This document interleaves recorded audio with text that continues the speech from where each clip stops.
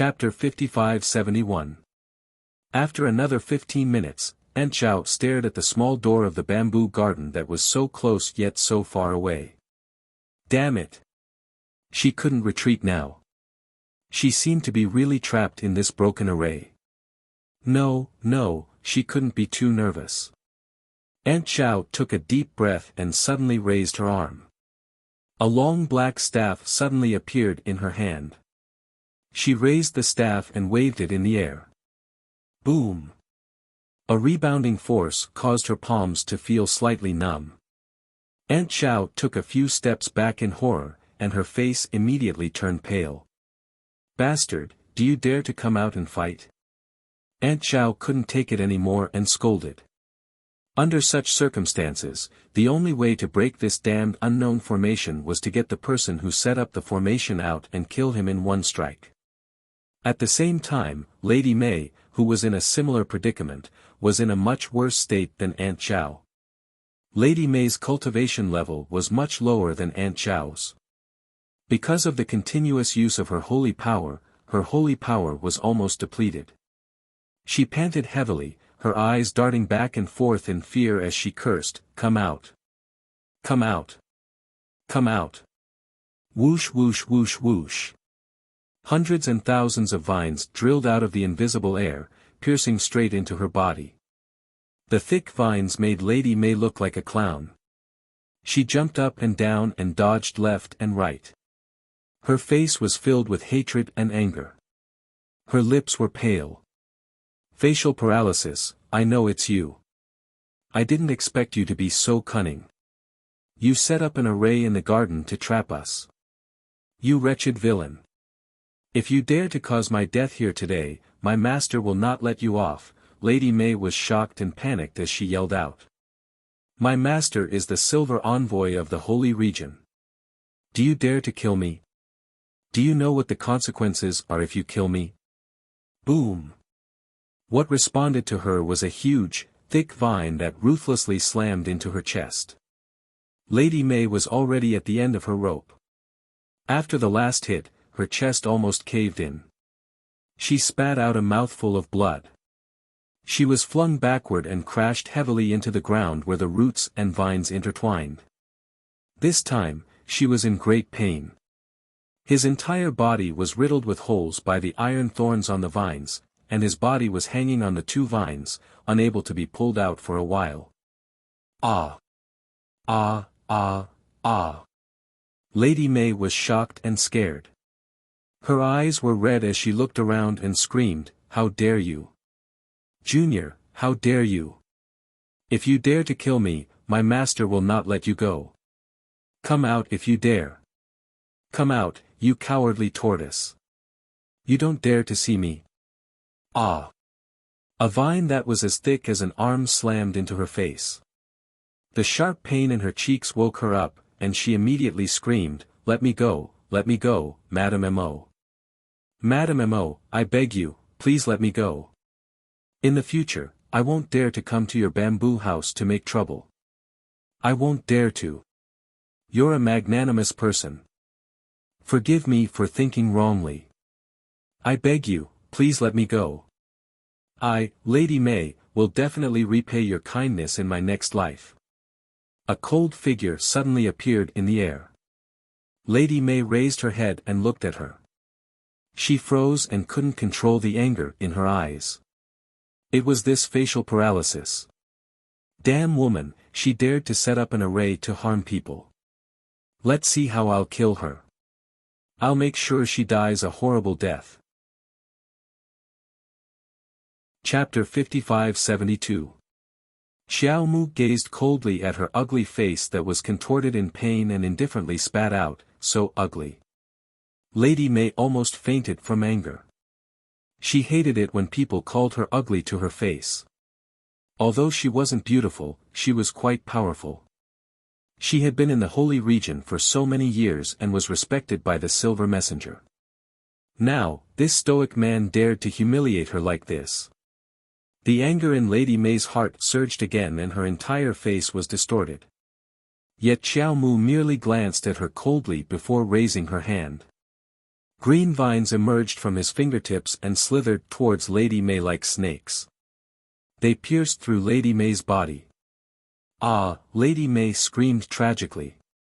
Her eyes were filled with terror as she looked at Xiao Mu, and she stuttered, you, she spat out large mouthfuls of blood. She could clearly feel her life force slowly flowing out of her body. Xiao Mu expressionlessly retrieved the green vine that had burrowed out and swept Lady May a mocking glance. Do you think you can still walk out of this door alive today? Dirty and smelly thing. I still have to wash your dirty and smelly blood later. Arbor was furious. He raised his hand and dozens of green vines came out again and pierced through Lady May's body. Lady May could clearly hear her bones cracking as the vines pierced through her body. Her body was like a piece of rotten cloth in the little stoic's hands. She was at the mercy of the little stoic man. Lady May hung on a vine that was as thick as a bowl and was on the verge of death. Her eyes were filled with anger. Stoic face.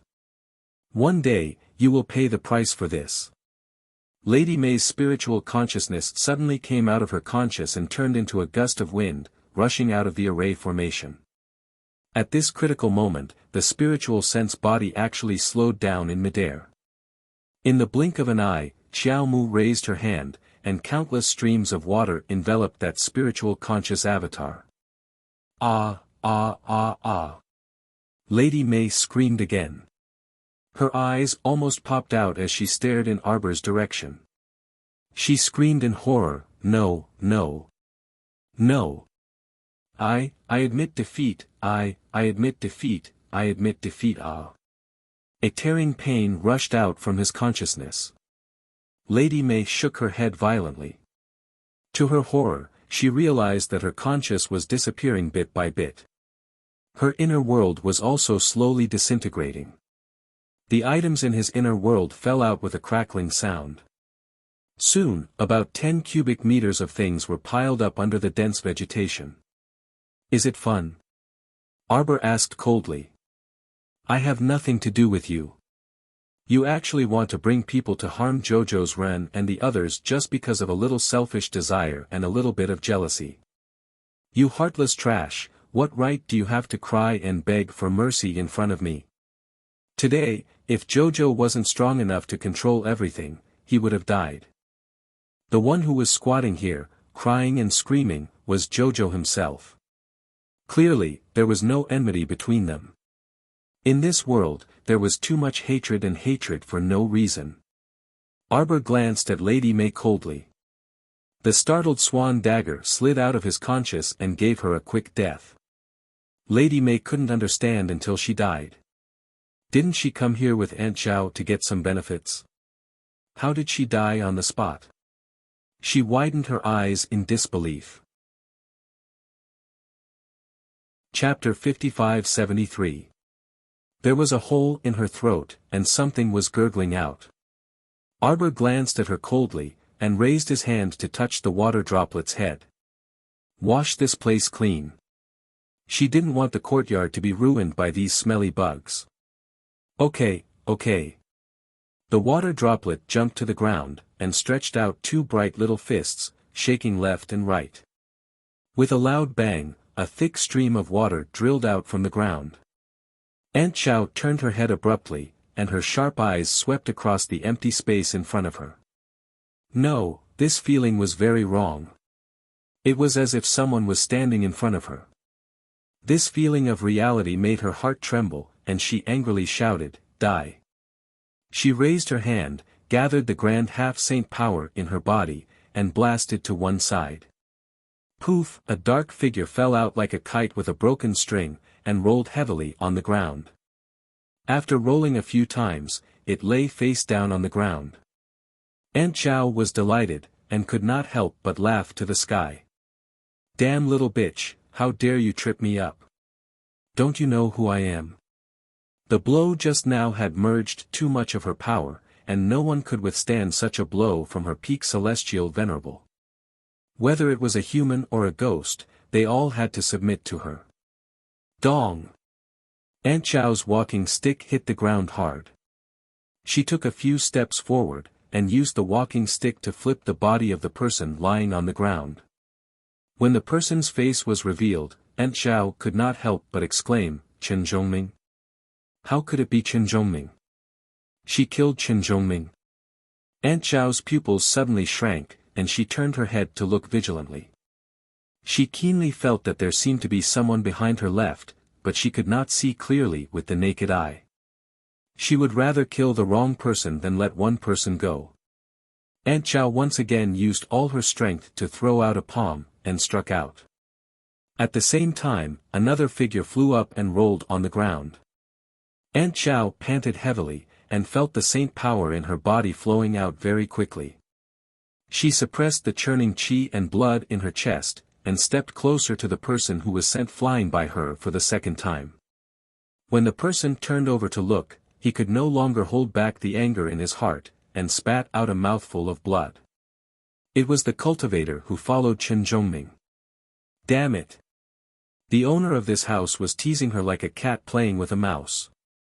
Aunt Zhao's eyes were filled with anger, and she scolded coldly, "Shameless rascal, do you only dare to peep from a dark corner like a mouse? Do you dare to come out in the open and fight this old woman?" Arbor's figure suddenly appeared in the air. His face was expressionless and his eyes were cold. He looked at Aunt Zhao as if he was looking at a screaming corpse. "Since you're asking for a fight, I'll grant you your wish." Arbor looked at her coldly. Without saying a word, the startled swan dagger came out of his conscience and slashed towards Aunt Zhao's neck again. Aunt Zhao was so scared that she broke out in a cold sweat.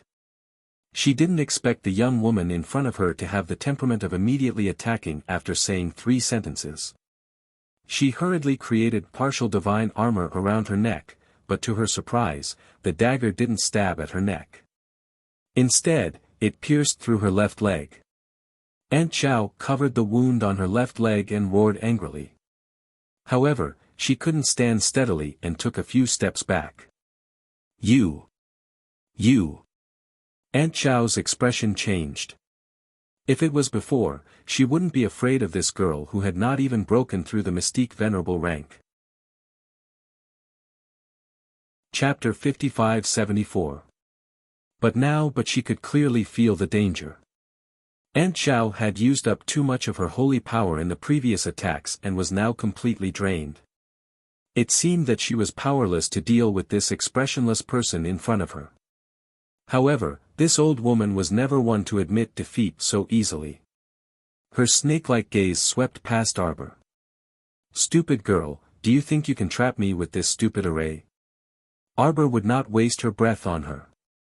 She raised her hand and lashed out with a vine whip at her old face. It was a direct hit, and 2 of the old woman's teeth flew out. Aunt Zhao never thought that this girl would come up and slap her in the face. Her entire face turned green on the spot. "How dare you!" Aunt Zhao rebuked angrily, but she was met with another vine whip, which landed on the same spot with a smack. Aunt Zhao's expression changed abruptly, and she felt a salty and wet taste in her mouth. She opened her mouth and spat out half a tooth, along with a mouthful of blood, onto the ground.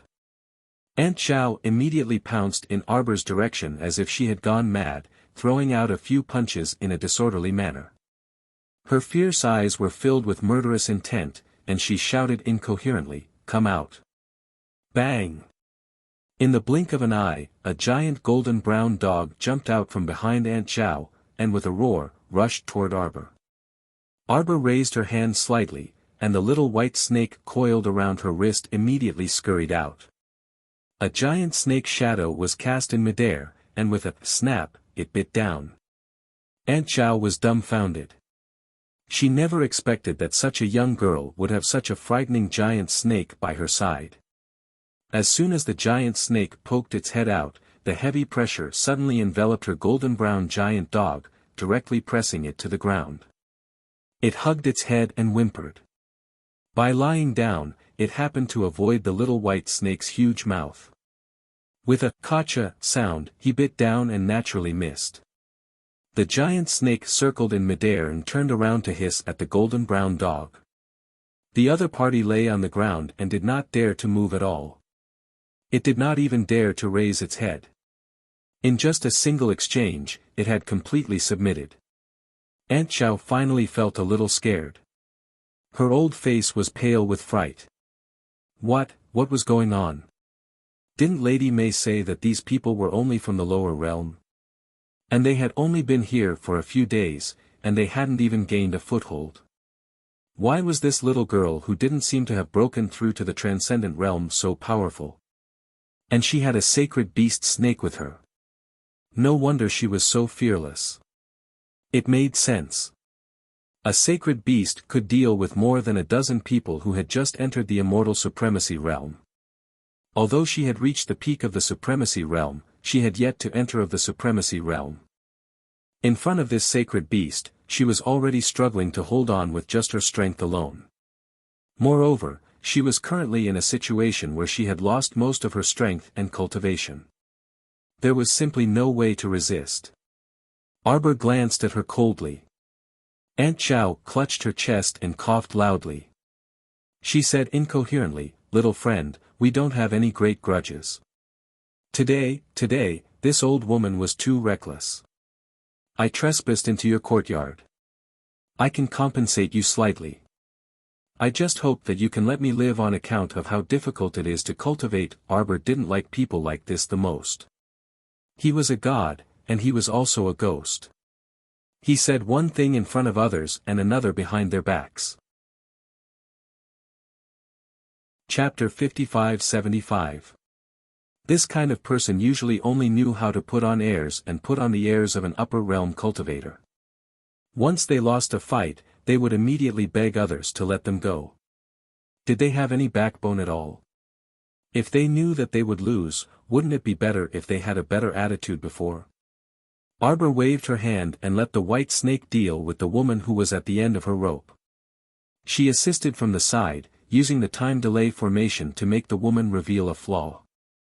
The white snakelet's tail instantly coiled around Auntie Zhao's body, directly dragging her back to Qiao Mu. Arbor looked at the person coldly. Her fingertips drew in the air and gently pushed. A life-taking talisman formed in the air, carrying thousands of yin energy, entered between Aunt Zhao's eyebrows. Aunt Zhao felt chills all over her body. A bone-piercing chill came from the depths of her bones. She rolled back and forth on the ground uncontrollably, wailing and begging for mercy. Arbor just watched coldly from the side. After these people lost the fight, they kept asking the others to be merciful and let them go. But did they even think about it? If she did not master Arbor's skills today, her ending might be 1,000 times more tragic than theirs. At that time, it would be her, Qiao Mu, who would be rolling around on the ground in a wretched state, wailing and pounding her heart out.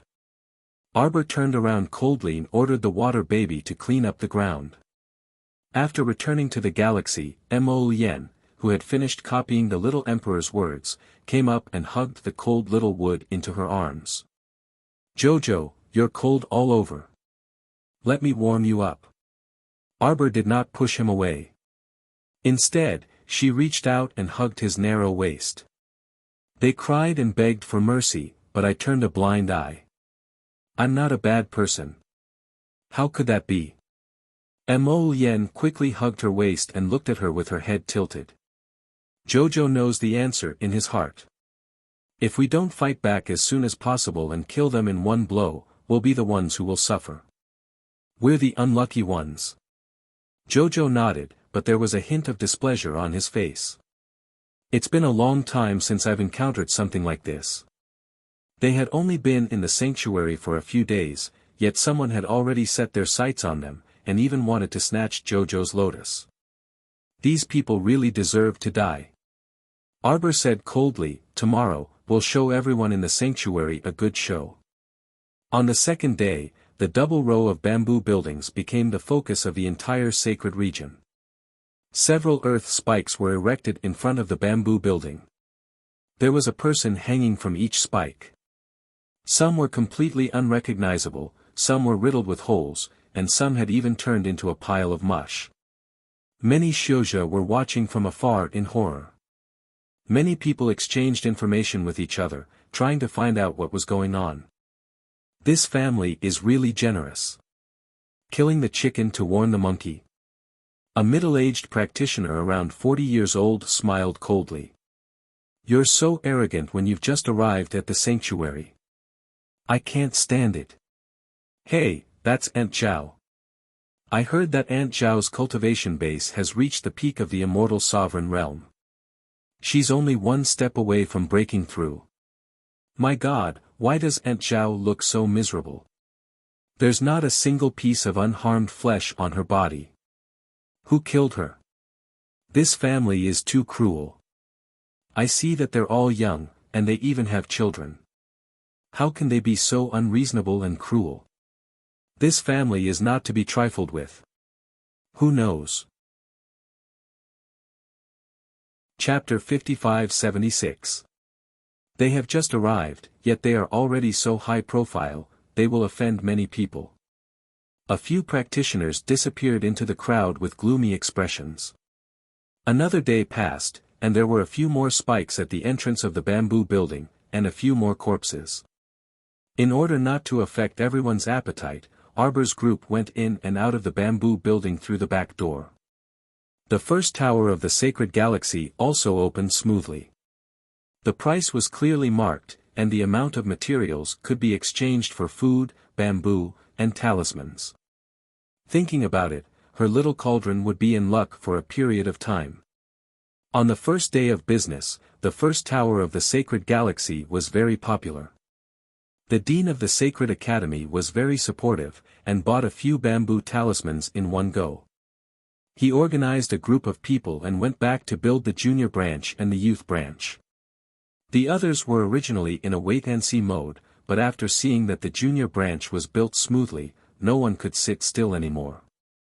The practitioners who had some assets rushed to the first tower of the sacred galaxy to buy bamboo, planning to build a house for themselves and end their primitive lifestyle, so that they could live happily for the rest of their lives. But when they went to the first tower of the sacred galaxy, they realized that the other party was already closed. Want to buy bamboo? Come early tomorrow. Every day, the first tower of the sacred galaxy would only be open for 2 hours, starting in the morning and closing at the end of the day. Those who wanted to buy all kinds of things had to bring their own materials. Those who did not buy anything after 1 minute would be asked to leave. Who had the time to waste with others, so they naturally closed and went home after finishing their business. When the people of the sacred galaxy heard the news, they scolded the first tower of the sacred galaxy for being unkind. Would Arbor care? She couldn't be bothered. Anyway, she was only willing to let people open for 2 hours a day at the first tower of the sacred galaxy. After 2 hours, it was purely a waste of time. Everyone was not idle, and making the best use of their time to cultivate was the way of the king. After the new rules were announced, the business of the first tower of the sacred galaxy became even more popular, and everyone was on time to buy things. Thus, a strange scene appeared in front of the first tower of the sacred galaxy. At first, there were people who came 2 hours early, but they found that there was a long queue at the door, and it was not their turn. Some smart people counted the time, and everyone's transaction took at least a minute. Every day, they could only operate for about 60 to 70 people, and this was already a very tight schedule. If any crazy person were to cause a ruckus in the first tower of the holy region, all the time wasted would be on the buyers. The people in charge of the first sacred tower wouldn't care if you had enough time. In any case, it was time for him to pack up and leave. No one could stop him. Thus, some people started lining up in the middle of the night. Gradually, in order to get to the top 60, some people started lining up yesterday at all costs. The number of people sleeping on the floor in front of the first tower of sanctuary gradually increased. Master Dongfangyu had gone to patrol the area, but there was nothing he could do. Due to the scarcity of resources, the first floor of the holy region's sales were booming. As for the 2-story bamboo building in Arbor, new corpses were hung on the thorns in front of the door every day. 1 day, 2 days, 3 days, 4 days later after that, there were no more new corpses. Everyone finally understood one thing. No matter how many people came, those who dared to barge into the house were simply courting death. Chapter 55-77. This group of young people might not have ascended from the lower realms for many days. But their methods, their boldness, were not something anyone could compare to.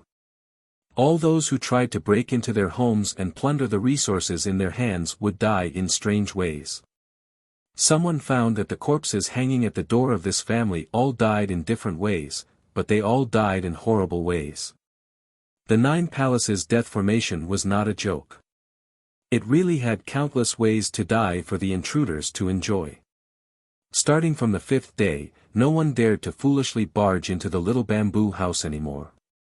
In the minds of many people in the sacred realm, this 2-story little bamboo house almost became synonymous with the devil. I've been in line from yesterday to today, I've clearly been in line for almost 20 hours, how can you be like this? You came to steal my spot without another word. Hurry up and leave. That's right, big sister. You're too rude. This spot is the girls', leave. The shouja behind them laughed as they chased them away. Their eyes, however, were fixed on the graceful woman standing in front of them. The woman who was called Big Sister had a simple and honest appearance. She was about 50 years old. Hearing this, she was so angry that she almost trembled. She pointed at the shouja who kept telling her to give up her seat, and then pointed with a trembling finger at the graceful woman. You don't go too far. I've been in line from yesterday to today. You've all been in line behind me, how can you not know who this spot belongs to? Big sister, don't lie. I've clearly been standing here in line, don't you think so? The woman threw a flirtatious look at the 3 vulgar men behind her. The result was that the 3 immediately became smug, nodding and smiling as they said, yes, we can testify that this spot is Mrs. What are you arguing about? Mei Yi, who was responsible for maintaining order, floated out and said impatiently, we're about to open for business, and you're still arguing. Little brother, uphold justice for me. Big sister shouted angrily. These people are colluding to help this woman take my spot. Mei Yi glanced at them, unable to suppress a thread of impatience in his eyes.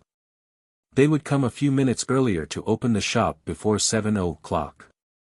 But almost every day, there would be people arguing and fighting over a spot. Today's incident was nothing. Yesterday's incident was even more outrageous. A few burly men fought over a seat and beat someone until his head bled. Of course, these people who snatched the seats would not have a good ending in the end. They would forever be blacklisted by the first pavilion of the Holy Region, and they would never be able to buy anything from the first pavilion in their next life. Mei Yi didn't waste his breath on them. He took out the time reversal stone and the image rune array to check what had just happened. Then, he looked coldly at the coquettish woman. Miss, I advise you to leave this place immediately. I'm warning you. Since you dared to disrupt the order of the first tower of the sacred Saint Region, you will be blacklisted in our tower. The smile on the beautiful woman's face froze. Big sister heaved a sigh of relief and patted her chest. She quickly praised, everyone says that the first tower of the sanctuary is orderly. It seems like it's true. She had been queuing since yesterday afternoon and had been queuing until now. If they still couldn't buy some rice, then it would be too frustrating. Chapter 55-78. The beauty was clearly indignant as she glared at Mei Yi and the rest. Since you're doing business, why do you need others to line up? Shouldn't everyone have a share? Oh, I get it. It's because you're running out of resources. Who knows if there'll be a tomorrow if you sell it all out today. So you're doing this on purpose to whet the appetites of the people in the Holy Region, right? Mei Yi wasn't angry at all at her provocation. He nodded with a smile. Yes. You're the smartest. You can even see through this. Then can you get lost now? The beauty was so angry that she almost choked. Obviously, with her beautiful appearance, she had never suffered such a loss before. She stomped her feet in exasperation and pointed at Mei Yi. You don't regret it. At this moment, the Holy Region's first floor was already open for business. Many people were moving forward with the flow of the crowd. This woman was blocking the path of many people behind her. Some people were already yelling impatiently. Let's go. What are you still talking about? You didn't come to line up and now you want to take a spot. What are you thinking? That's right. Hurry up and get lost. Don't block other people's path and hinder them from buying things. The beauty was furious, but she couldn't say much. In the end, she could only stomp the ground and leave reluctantly. After she left the crowd, her arrogant and domineering expression faded slightly. She turned and ran into the white fog for a few minutes. A brawny man with a missing left arm was waiting for her. When he saw this woman, he grinned. Lon, how is it? Are there a lot of things in that floor? We'll talk when we get back. She pulled the one-armed brawny man and left with him. The Holy Region was surrounded by white fog. Everyone relied on the road signs that appeared every 3 miles to find their way. They quickly returned to their place. A kind-looking old man with white hair had been waiting here for a long time. When he saw Li Lan, he smiled and nodded. How did it go? I couldn't get in. That place is very strict. You can't enter without queuing. Li Lan, cupped her hands and said. Supremacy, but I believe there should be a lot of things. There are more than 100 people queuing at the entrance. They've been operating for a few days now.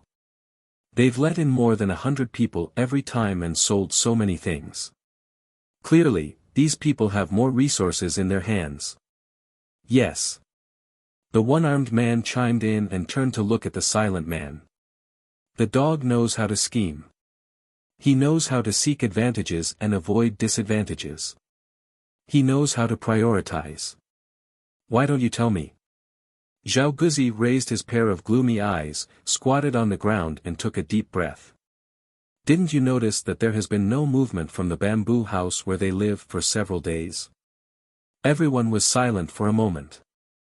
According to my secret research, this family should have set up a very powerful talisman array in the court. The one-armed man suddenly understood. So that's how it is. No wonder they entered but never came out.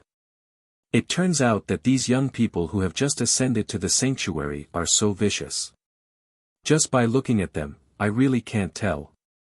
What do you know? Zhao Guzi smiled viciously. The brighter a person's appearance is, the darker their heart is. The white-haired venerable mulberry frowned. Then what should we do? Are we just going to let it go? Chapter 55-79. Retreating in the face of difficulties might also be a way to save one's life. But knowing that there was a big piece of fat meat in front of them that was almost at their fingertips, there was no reason not to snatch it. Zhao Guzi smiled. It's impossible to give up. Since we can't beat them in the open, we can take a roundabout battle line. What roundabout battle line? The few of them were slightly agitated when they heard this. They thought to themselves that Zhao Guzi was indeed not bad. He had brains. Whenever they encountered something that required brains, they could definitely throw it to Zhao Guzi to solve. Zhao Guzi rubbed his index finger and thumb and smiled sinisterly. Do you still remember that there are 3 children in that family? 2 of them go to Holy Academy to study every day. The few of them hit it off on the spot and decided to find an opportunity tomorrow to kidnap the 2 brats. However, Li Lan, was a little worried. These people's methods are quite vicious. Don't tell me there's no one around to protect the 2 children when they go to and from school. Moreover, it was said that there were more than 30 people in this group. It was impossible for everyone to continue cultivating at home. Someone had to pick up the children. Zhao Guzi rubbed his fingers and smiled secretly. Of course we can't snatch it in the open. So, we need your cooperation. As he spoke, he waved at the few people beside him. Supremacy Mulberry, Li Lan, and the one-armed centaur stretched their heads over. The four of them whispered for a while before nodding repeatedly. The next day, Baby Mo and Lord Guangguang went to Holy Academy's boy branch to study as usual. Now that there was a new school, the group of children lived very comfortably. They listened to the class more seriously than usual. Of course, Baby Mo was an exception. Baby Mo listened to the class nonchalantly and did not affect the classroom environment. When it was time for school to end, he pulled Lord Guangguang along and walked out together with a group of little radishes surrounding the moon like stars surrounding the moon. Mo Xiao, you said that you would roast sweet potatoes for us after school today. Does that still count? A few half-grown children stared at Baby Mo with expectant looks. Lord Guangguang put his hands on his hips and snorted. Of course it's true. When has my little dumpling ever gone back on his word? The little girl who spoke said embarrassedly, but, I heard from my mother that your family has opened a food ingredient restaurant. What he meant was, now that your family is doing business, isn't it a little unkind of us to come and freeload? Lord Guangguang waved his small hand. You guys should eat more. We can still afford it. The children cheered and swarmed around little Mo Xiao, walking out of the school. Baby Mo became the king of the children and was in the limelight for a while. Ma Weixian, who was standing far away outside the school, turned his head and looked at Li Lan, behind him. He lowered his voice and asked, what should we do now? Are we still going according to plan? She didn't expect that this family's child would have such good luck with other children. She was actually pushed out by a large group of people. With such a noisy group of children, how was he going to deal with them properly? Li Lan, was a little calmer than Ma Wei. Why are you panicking? Let's wait and see. If we keep looking, they'll be gone. Ma Weixian couldn't help but feel anxious. Seeing this, Li Lan, gritted her teeth. Do it. Let's get rid of those little bastards first. Chapter 55-80. Then, the two of them ran out one after another. Li Lan ran in front and pretended to cry. Ma Weixian followed behind her and chased after her fiercely. Help! Help! As soon as Li Lan's words left her mouth, she heard a childish voice yelling, spread out. The group of children instantly dispersed from Baby Mo's side with a whoosh. Be careful of the scammers. Lord Guangguang yelled in a sharp tone. Then, he grabbed Baby Mo's little arm and retreated a few steps. Li Lan froze for a moment. Then, she exchanged glances with the other kids who had scattered away. What kind of trick was this? Was there still any innocence left? Lord Guangguang took out a black stick from his inner world and waved it in Li Lan's direction. What are you trying to do? Li Lan was speechless. Ma Weixian, who had chased after them, was also dumbfounded. He suddenly felt that he could not continue acting. Li Lan, on the other hand, was more experienced. She fell to the ground in tears and yelled, You bastard, how could you hit your own wife? I don't want to live anymore. I can't live anymore. Mo Baobao's expression became even more vigilant. He pulled Lord Guangguang back a few steps and said to the group of kids, fellow students, we are still young and can't interfere in the matters between adults. Let's all go home first. We'll have a meal together tomorrow. The children were scared by Li Lan, and Ma Weixian and lost their interest in roasting sweet potatoes. Hearing Baby Mo's words, they quickly nodded and left after bidding him farewell. Guangguang. Yes, Master Guangguang took out a spiritual energy ball from his pocket and threw it at Li Lan, without hesitation. Li Lan, was speechless. Ma Weixian was speechless. What kind of trick was this? They hadn't even done anything yet. Why did these two little brats attack first? The two of them held each other's hands and strode forward on their four short legs. Thump, thump, thump, thump. Li Lan flicked her sleeve and swept all the spiritual power balls outside the barrier. Then, her face turned gloomy. Zhao Guzi, who was hiding in the dark, frowned. He did not expect these two little brats to be so difficult to deal with. He gave a meaningful glance to the amiable-looking venerable mulberry tree beside him. He nodded and pretended to walk out of the white fog. When he saw the two children rushing over, he was slightly stunned. Then, he smiled and stopped the two of them. With an amiable expression, he asked with a grin, "Children, why are you running so frantically?" "Grandpa, there are two weirdo uncles and aunties chasing after us." Baby Imo answered seriously, "I suspect that they are pawns who specialize in tricking children." This time, even Zhao Guzi, who was hiding in the dark, couldn't help but raise his eyebrows. Who would have thought that these two brats would be so alert? Li Lan, and Zhao Guzi's scene hadn't even started yet, and the two kids had already seen through it. What was going on? Even someone as smart as Zhao Guzi couldn't understand. He had no choice but to speed up the process and throw the old man out to fool the two brats. The old man's amiable-looking face was very deceptive. The two children were inexperienced and didn't understand that the kinder a person looked, the more vicious his heart was. When the old man chopped off someone's thigh bone, he would not be merciful at all. As expected, the two brats let down their guard when they saw the old man. Chapter 55-81. Is that so? There's actually a peddler in the holy region. Could it be a misunderstanding? Supremacy Mulberry smiled kindly. Children, where do you live? Grandpa will send you home. Sure, sure. Baby Mo clapped his hands innocently. Grandpa, we live in the bamboo garden. The bamboo garden was a well-known name in the holy region. The nearby road was now called the bamboo garden, and the most iconic building was Jojo's two-story bamboo house. The old man nodded kindly. Oh, so you're children of the bamboo garden. Children, don't be afraid. Grandpa will send you home. Baby Mo nodded cutely and tugged at Master Guangguang. Don't be afraid. Grandpa will send us home. Master Guangguang nodded. Don't be afraid. Master Guangguang isn't afraid.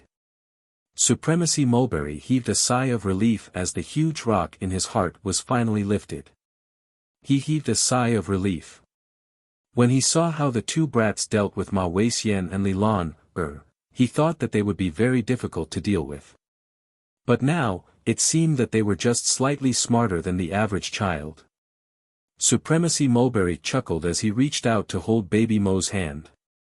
Baby Mo raised his head adorably and extended his little hand to old Master Mo.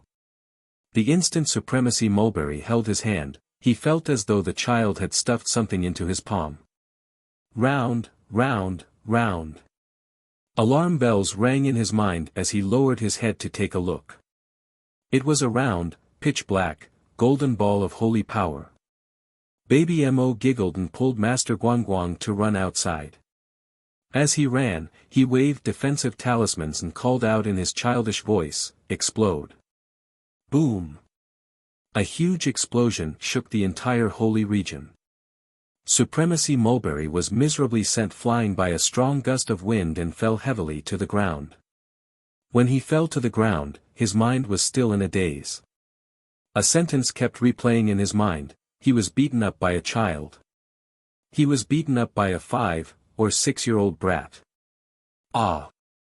Supremacy Mulberry tried his best to sit up, but just as he sat up, he spat out a mouthful of blood. The unlucky Venerable Mulberry fell backwards and crashed heavily onto the ground. Zhao Guzi, who was also affected by the shock waves, was closer to Sage Mulberry. Naturally, he was also affected by the shock waves of the Holy Power Ball. His entire body was sent flying more than 10 meters away. He raised his head in astonishment and saw two children walking up to him, hand in hand. Unknowingly, one of the little baldies had a big golden hammer in his hand. He couldn't help but bring the hammer down, smashing it heavily on his head. Zhao Guzi immediately fainted like a dead dog.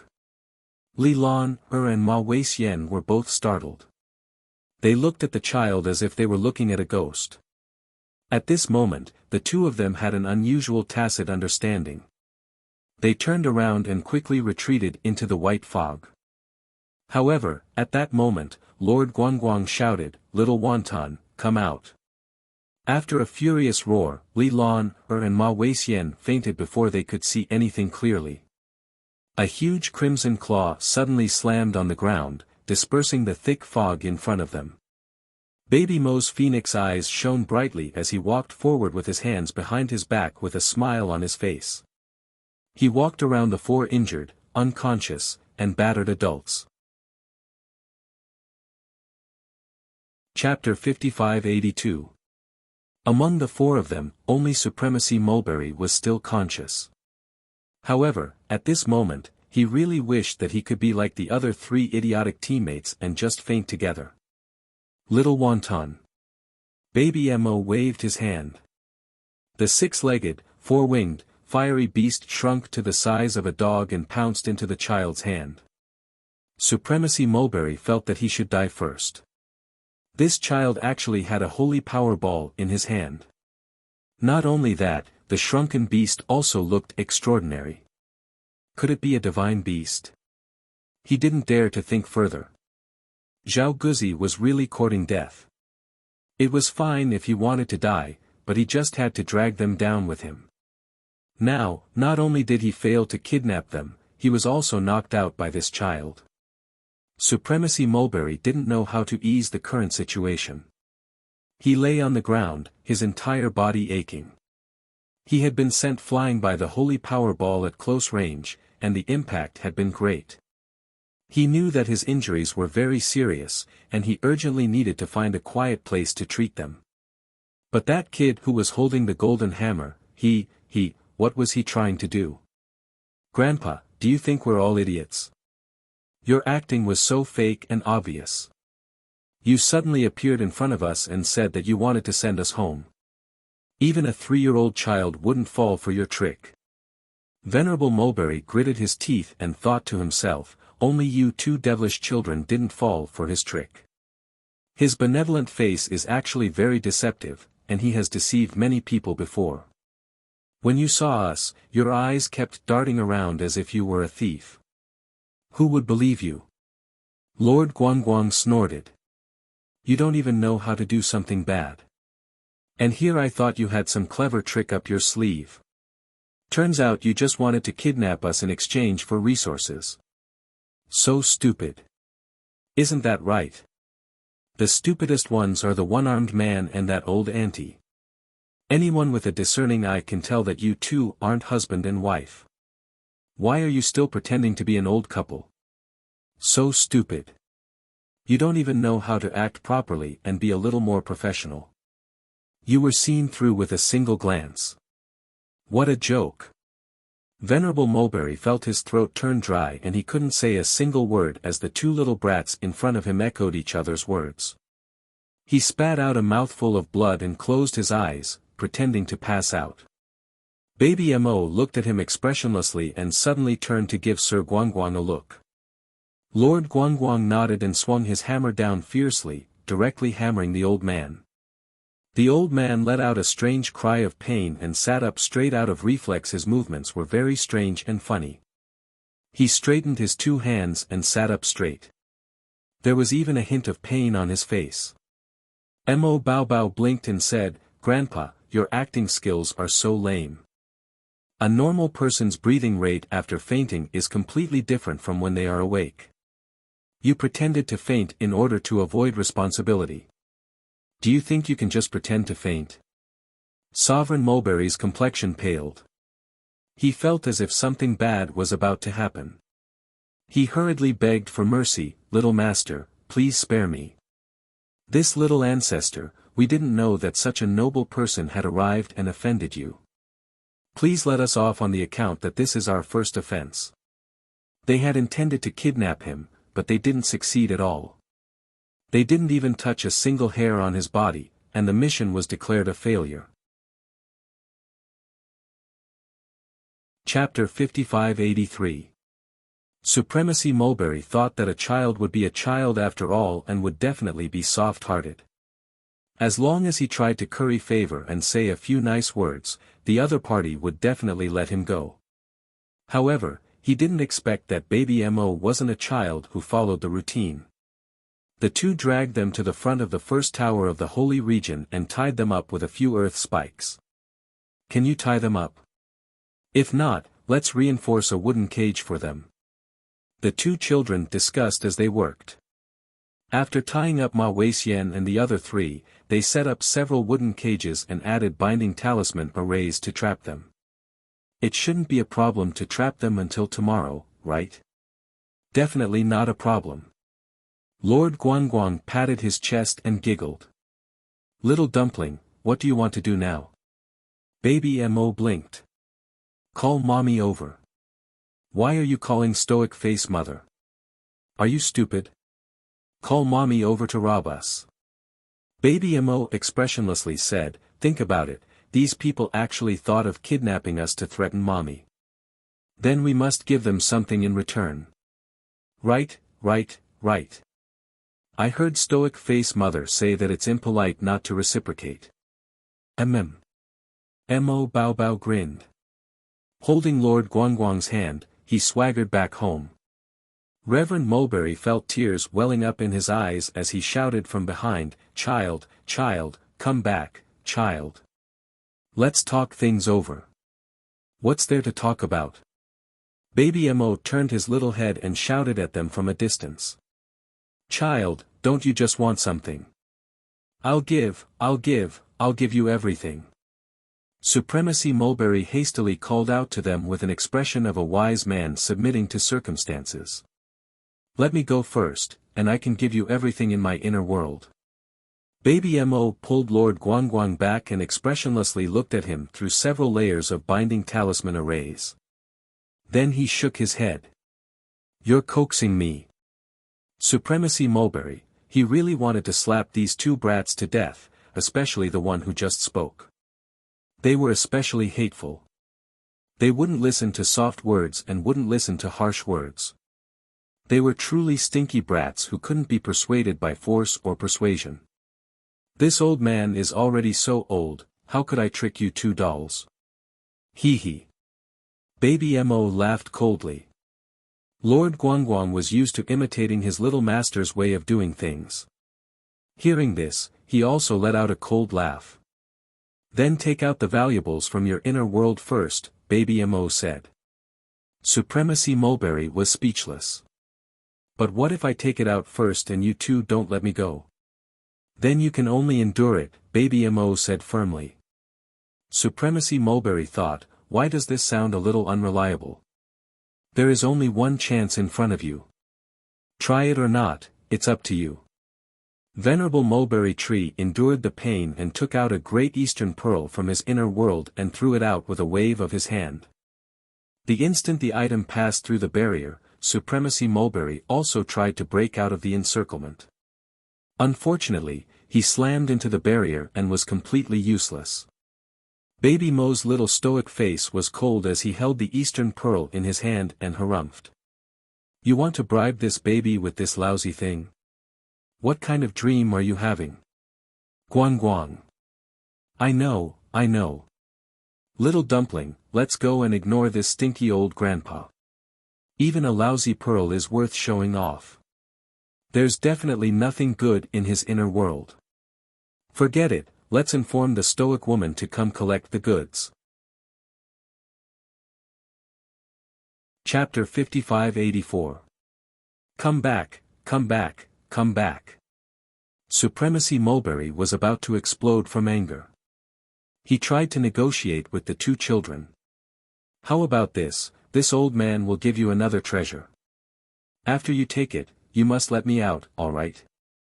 Baby Mo remained expressionless. The old man's hands trembled as he took out a piece of purple stream gold from his inner world. He stammered, this old man obtained this piece of purple stream gold by chance when he was mining in the sacred region. It's a saint-grade material. The little fellow's eyes lit up. Supremacy Mulberry hurriedly let out a sigh of relief. These days, children were actually so hard to deceive. It was only when he took out such a precious item that the child's eyes lit up a little. It seemed that there was hope for this matter. He just needed to put in a little more effort. Child, this old man will gift you this piece of purple stream gold. The old man's face was filled with pain. He clearly knew that purple stream gold was a good item. You have to let this old man go, okay? Baby Mo nodded his little head, looking like an obedient little boy. The old man was overjoyed. He raised his hand and tossed the purple stream gold over. Baby Mo reached out and caught it. He turned it over and over in his hands as he examined it. His eyes sparkled as he turned to look at Lord Guangguang. When the old man saw his happy expression, he once again let out a sigh of relief. He used a coaxing tone and squeezed out a benevolent smile. Child, this old man didn't lie to you, right? This is really a good item. Don't worry. If you let me go, this old man will leave the eastern region and never come back to cause trouble for you. Baby Mo's little face was taut as he nodded his head repeatedly, looking very obedient. The old man's heart stirred. He looked at the child expectantly. Baby Mo turned his little head and pulled Lord Guangguang away with his short little legs. Supremacy Mulberry was dumbfounded. He immediately called out, Child, hey, child, child. These two fucked up babies, were they actually like this? They took the item and left without looking back. They turned a deaf ear to his cries. Even now, Supremacy Mulberry was still doubtful. Had he been deceived by 2 5- or 6-year-old children? Pfft, a chuckle came from the side. Venerable Mulberry angrily turned his head and saw that Zhao Guzi and the others had already woken up. It seemed that they had clearly heard and seen everything that had happened between him and the child. The one-armed centaur said angrily, Mulberry, you are too disloyal. Do you want to abandon us and slip away on your own? They had clearly heard the conversation between Venerable Mulberry and the child. They knew that Mulberry wanted to abandon all of them and escape by herself. Senior Mulberry's face immediately sank. What can I do? Zhao Guzi said that he would definitely succeed in kidnapping the 2 children. What was the result? After expending so much effort, we're the ones who are tied up. If this were to spread, it would be a huge joke. Cut the crap. Ma Weixian roared, you were the one who betrayed us just now. You abandoned your brother and ran away. Don't talk nonsense. This matter was caused by Zhao Guzi. It has nothing to do with us, Supremacy Mulberry said angrily. Zhao Guzi smiled sinisterly. Oh. Is that so? When I said that I wanted to kidnap the 2 children, didn't you also clap your hands and cheer, saying that this plan would definitely succeed? Chapter 5585. Supremacy Mulberry's face burned. He knew that he would be looked down upon for going back on his word.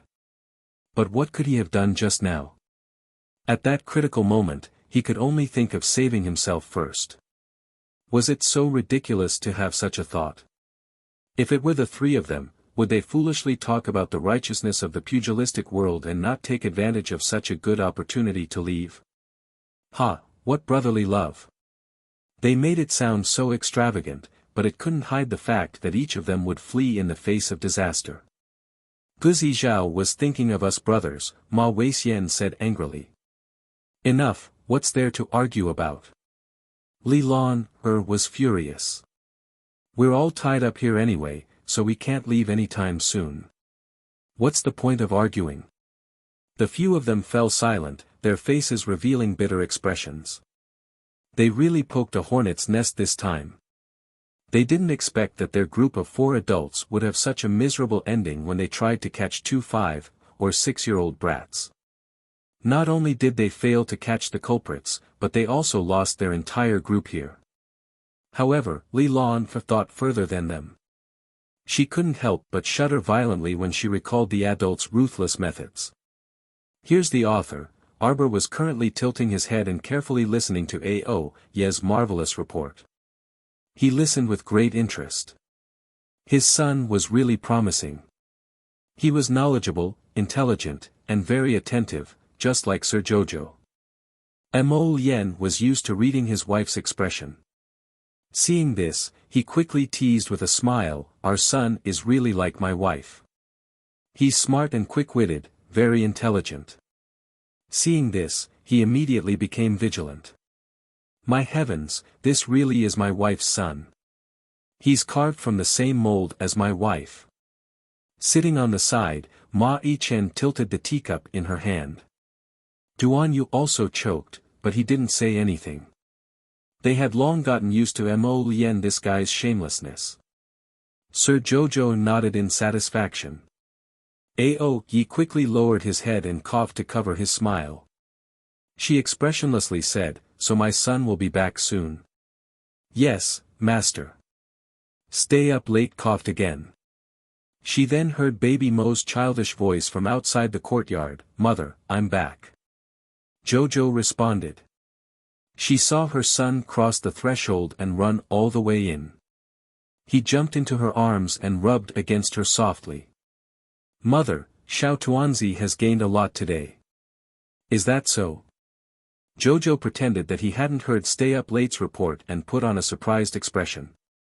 Everyone looked at Jojo, who was possessed by a drama queen, and helplessly lowered their heads to drink their tea as they continued to enjoy the show. Baby Mo nodded repeatedly, beckoning to Lord Guangguang behind him.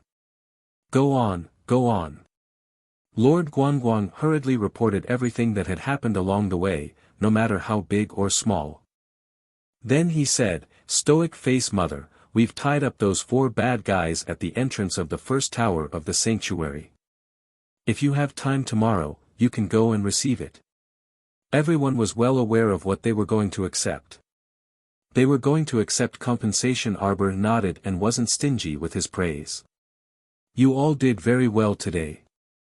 You used especially gentle methods to resolve a matter. You even told Mother about it and let Mother resolve it in the end. Very good. Everyone." Baby Mo threw a sacred energy ball and even summoned the sacred beast, Hun Dun. Gentle? Why didn't it feel gentle? Chapter 5586. Baby Mo's eyes brightened, and he hugged his mother and rubbed against her joyfully. "Isn't little Furball very smart?" That old grandpa thought he was flawless. In reality, he was full of flaws from head to toe. The moment he appeared in front of little Furball, I knew he was definitely a big scoundrel. Sir Guangguang also nodded. Emichem. A scoundrel. Did he think we would listen to him just because he looks benevolent and amiable? Stop dreaming. Arbor nodded in admiration. You two are very good. You must continue to maintain such vigilance in the future. Strangers with ulterior motives should approach you. Arbor clenched his small fists. Just beat them up. Everyone, Duan Yu and He-Chin even turned to look at Mo Lien. The latter was baffled and glared back at the two of them. Arbor scooped up his son and pattered outside. "Mother, we'll just tie them up at the entrance of the first floor of the Holy Domain. We originally planned to leave them out for a night to make them suffer a bit. Is Mother going to receive them now?" On second thought, Arbor felt that his son was still the most considerate. Just leave them out for a night. It was also not bad to let them be on tenterhooks and panic for a night. "Son, what you say is very reasonable. Mom will listen to you." Xiao Mu hugged her son and retreated, patting her son's small head.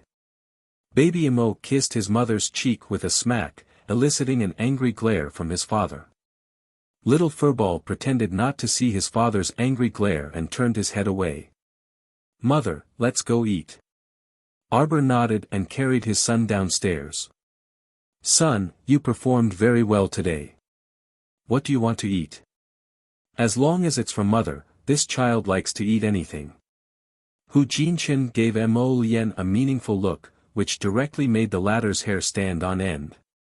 What are you looking at? Little Furball is so young, but he already knows how to coax his mother.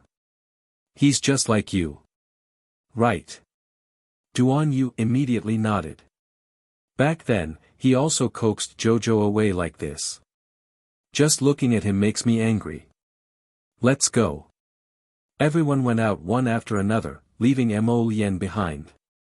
Mo Lien, come back and explain clearly. What do you mean by coaxing? Which eye of yours saw me coax my wife back? Clearly, it was just a little more patience and a little more love, slowly seeping into his wife's heart. The next day, Arbor leisurely strolled to the entrance of the first sanctum after having his lunch to check on those unlucky fellows. Li Lan, Ma Weixian, and the other three had been waiting for the whole night. They had been suppressing their emotions and couldn't control their wild thoughts. He thought that those people would definitely appear the next morning. Unexpectedly, Stay Up Late and the others, who had come to open the shop, didn't even look at them. They walked around them and went into the building to do business as usual. Although the others looked at them curiously from time to time, no one dared to touch them. Naturally, no one would meddle in their business. Ma Weixian's group of four waited left and right. Only at noon did they see the stoic face leading a group of people over. Li Lan's emotions were about to break down. When she saw Arbor and the others coming over, she couldn't resist shouting anxiously, Madame Mo, I know my mistake. Let us go, let us go. Xiao Mu's small stoic face frostily swept an indifferent glance over them. Didn't you want to capture my son? Chapter 5587. What? We're not going to catch him anymore, Arbor said in a mocking tone. Did these people think they were so smart that they could plot something just by finding a secluded place? They didn't know that when she first came to the sacred region, she already knew that this place was special and had no cover. In order to ensure the safety of her group, she had sent shamans and magic eyes everywhere in the eastern domain of the holy domain on the first day she arrived. Demon Pupil was hidden in the thick fog. As long as it wasn't destroyed by the water spirit, it could continuously send her the information she wanted. Therefore, these people thought that they were secretly plotting something, but in fact, Arbor had already seen it. Moreover, other than Aoyi, Baby Mo also had many people secretly protecting him. How could he be kidnapped by these trash? That was simply wishful thinking. Who came up with this idea? Arbor asked coldly. In fact, she already knew that Zhao Guzi had always been the strategist in this small team of four. She only asked this because she was bored and wanted to see a good dog-eat-dog show. Him. As expected, Li Lan and Sage Mulberry pointed at Zhao Guzi without hesitation. Ma Weixian said with a pained expression, didn't you say that we're brothers? Why do you only want to cut ties when something happens? When brothers are in trouble, shouldn't they advance and retreat together? You're really naive, Arbor said coldly and looked at Ma Weixian a few more times. This person was missing an arm, but he wasn't stupid. His three brothers all had ulterior motives. How could they not see it? Since you came up with this idea, you should cripple one of your arms and one of your legs, Arbor said coldly and casually threw a spirit dagger into Zhao Guzi's barrier. Zhao Guzi, like the other three, had been trapped in this defensive array for a long time. At this moment, his whole body was cold. His fingers trembled as he picked up the dagger from the ground. He stared coldly at Arbor. A woman's heart was truly the most vicious. They didn't catch the child at all. Instead, they were played by the child. Now, this young madam actually wanted him to cripple one of his arms and legs. Wasn't this too much? You think it's too much? Arbor couldn't help but sneer. If it weren't for my son's powerful support yesterday, I would be the one sitting here crying today. Do you think you're being wronged? You clearly didn't succeed, so why should I find fault with you? Just because it didn't succeed, it doesn't mean it hasn't been done before. If my son is deceived by you and suffers any mishap, then today, you won't just leave behind your hands and feet. Xiao Mu gazed at them coldly, and her voice abruptly turned even colder. I want all of you to not be able to enter the Yellow Springs or the underworld. You won't be able to control your life and death. Li Lan felt a chill run down her spine. She looked at Arbor as if he was a ghost from hell. She regretted it so much that her intestines turned green. If he hadn't listened to Zhao Guzi's words, he wouldn't have been so stupid as to jump into this matter. She shouldn't have come in the first place. In the sacred realm, if she offended someone more powerful than herself, no one would help her if someone came to seek revenge.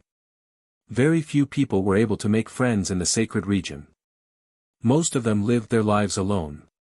Therefore, Arbor and his group of more than 30 people ascending to the sacred realm together was simply the most sensational and rare thing in 100 years for others. Duanzong. Arbor suddenly thought of something and called out. Chapter 5588.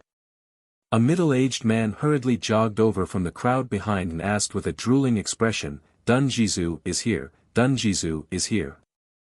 Little master, what are your orders?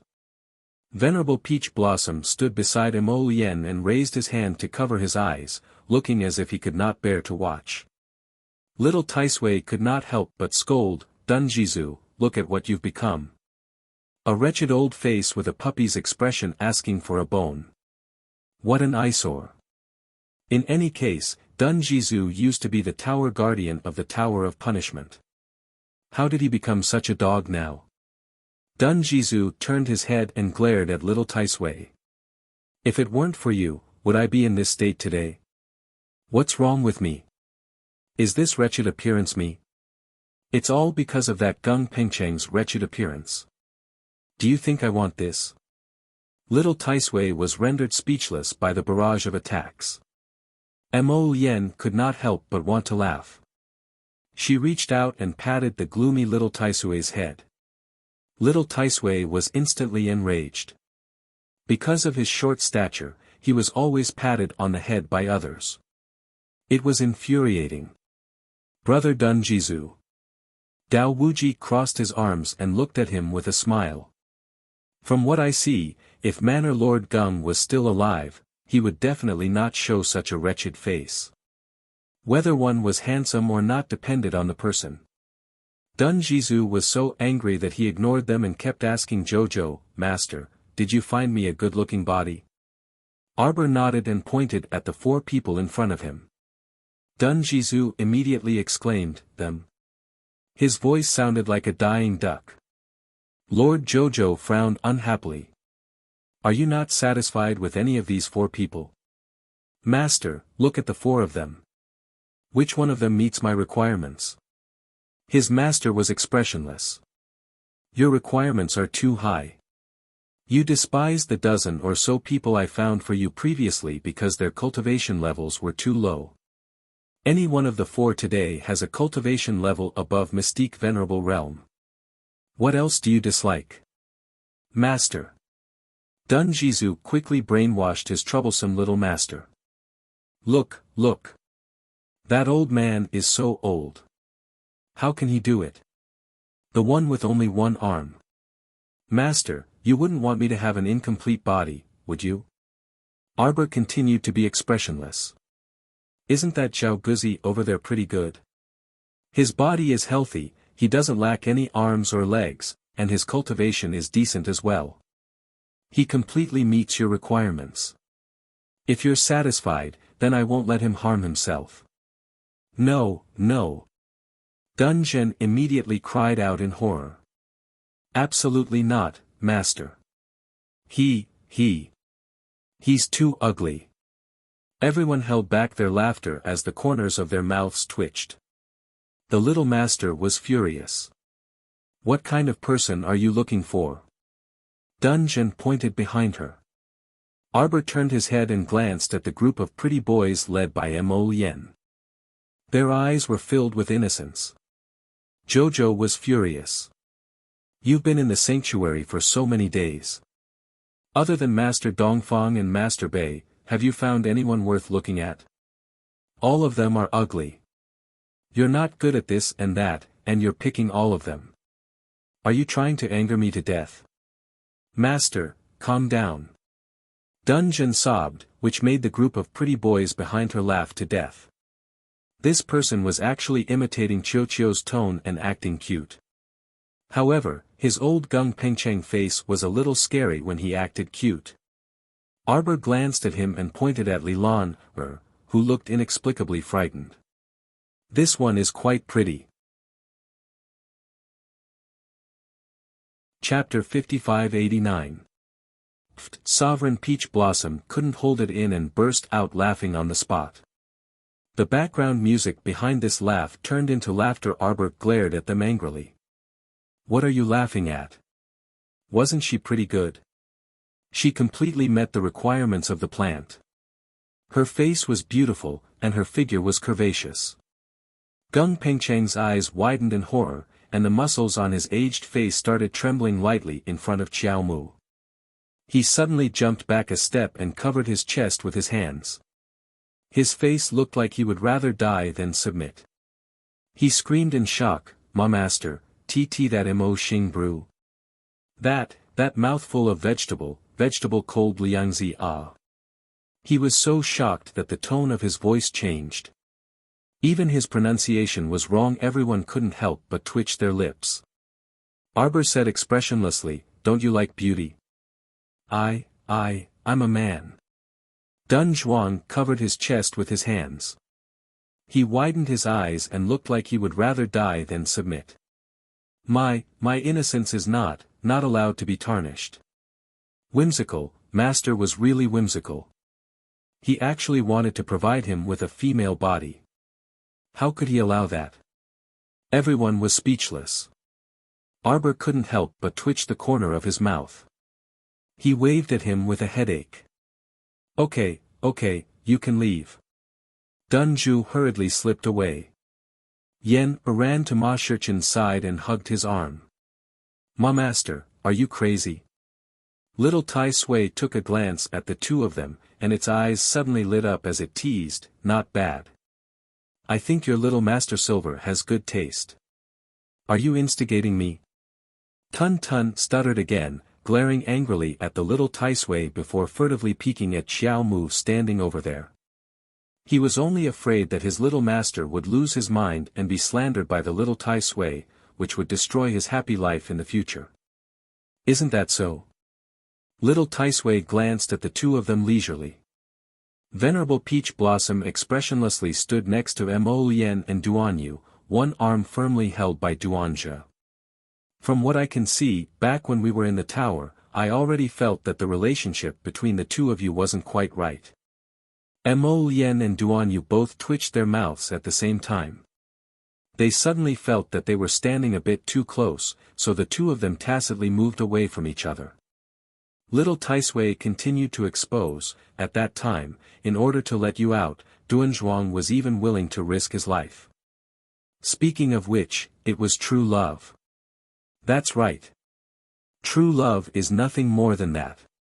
Everlasting Blade nodded in agreement. Think about it.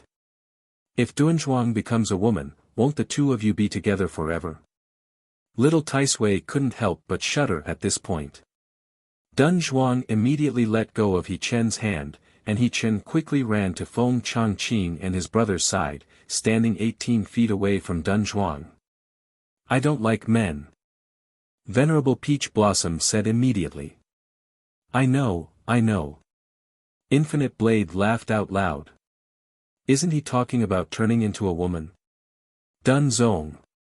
Master, I don't want to live anymore, I don't want to live anymore, I don't want to live anymore. How dare they tease me like that? Everyone, Sir Jojo. After a while, there was silence. Everyone thought that this matter was over, but Sir Jojo suddenly said in all seriousness, actually, if it's true love, it's probably not a problem even if the gender is the same, right? Everyone, They all glared at Mo Lien. Did you teach Jojo something improper? The latter. Chapter 5590. Mo Lien quickly distanced herself from Duan Yu and waved her hand at him. Stay away from me. Duan Yu also despised him. She usually felt that Jojo's gaze was a bit strange when he looked at them. It turned out that this guy was spouting nonsense beside Jojo's ear when he had nothing to do, causing her mind to be filled with all sorts of strange thoughts. I think you should check what books Jojo has been reading recently. Isn't it a medical book? Duan Yu rolled his eyes. When I was reading when I was young, I habitually put a storybook in between my books. Mo Lien immediately snorted. No wonder you're so unreliable. When I was young, I was obediently reading history and learning national policy. Scram. Duan Yu turned his head away and ignored him. On the other end, Dun Zhu sobbed, which annoyed Sir Jojo. He glared at him and roared, all right, what are you crying for? Since you're not satisfied, then look again. What was there to cry about? Look at how miserable he was. He wanted nothing more than to cry to the heavens of the holy domain. Actually. Mata suddenly said hesitantly, I think that Zhao Guzi is a bit better than his current body. How was Gung Pengcheng's old face better than Zhao Guzi's wretched face? Everyone was silent for a moment before nodding in agreement.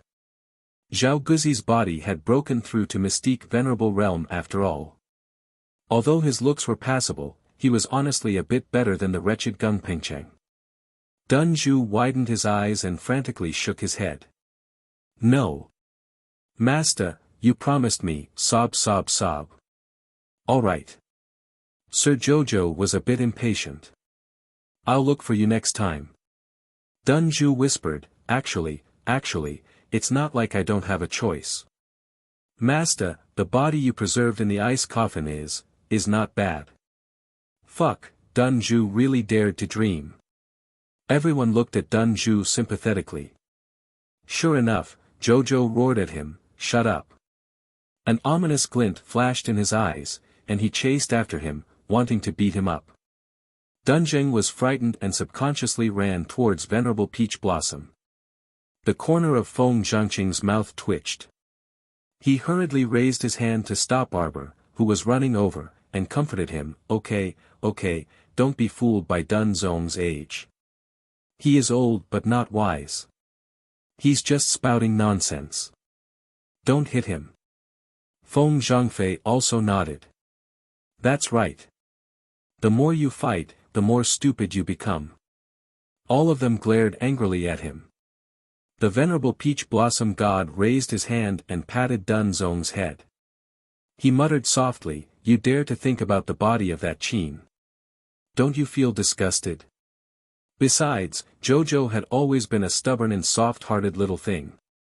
Although she didn't say it, she had always tried to save Qin Xian. Unfortunately, that person's divine soul had been struck by young Master Omega Kotoku's thunder fire, and gradually, his divine soul had dissipated.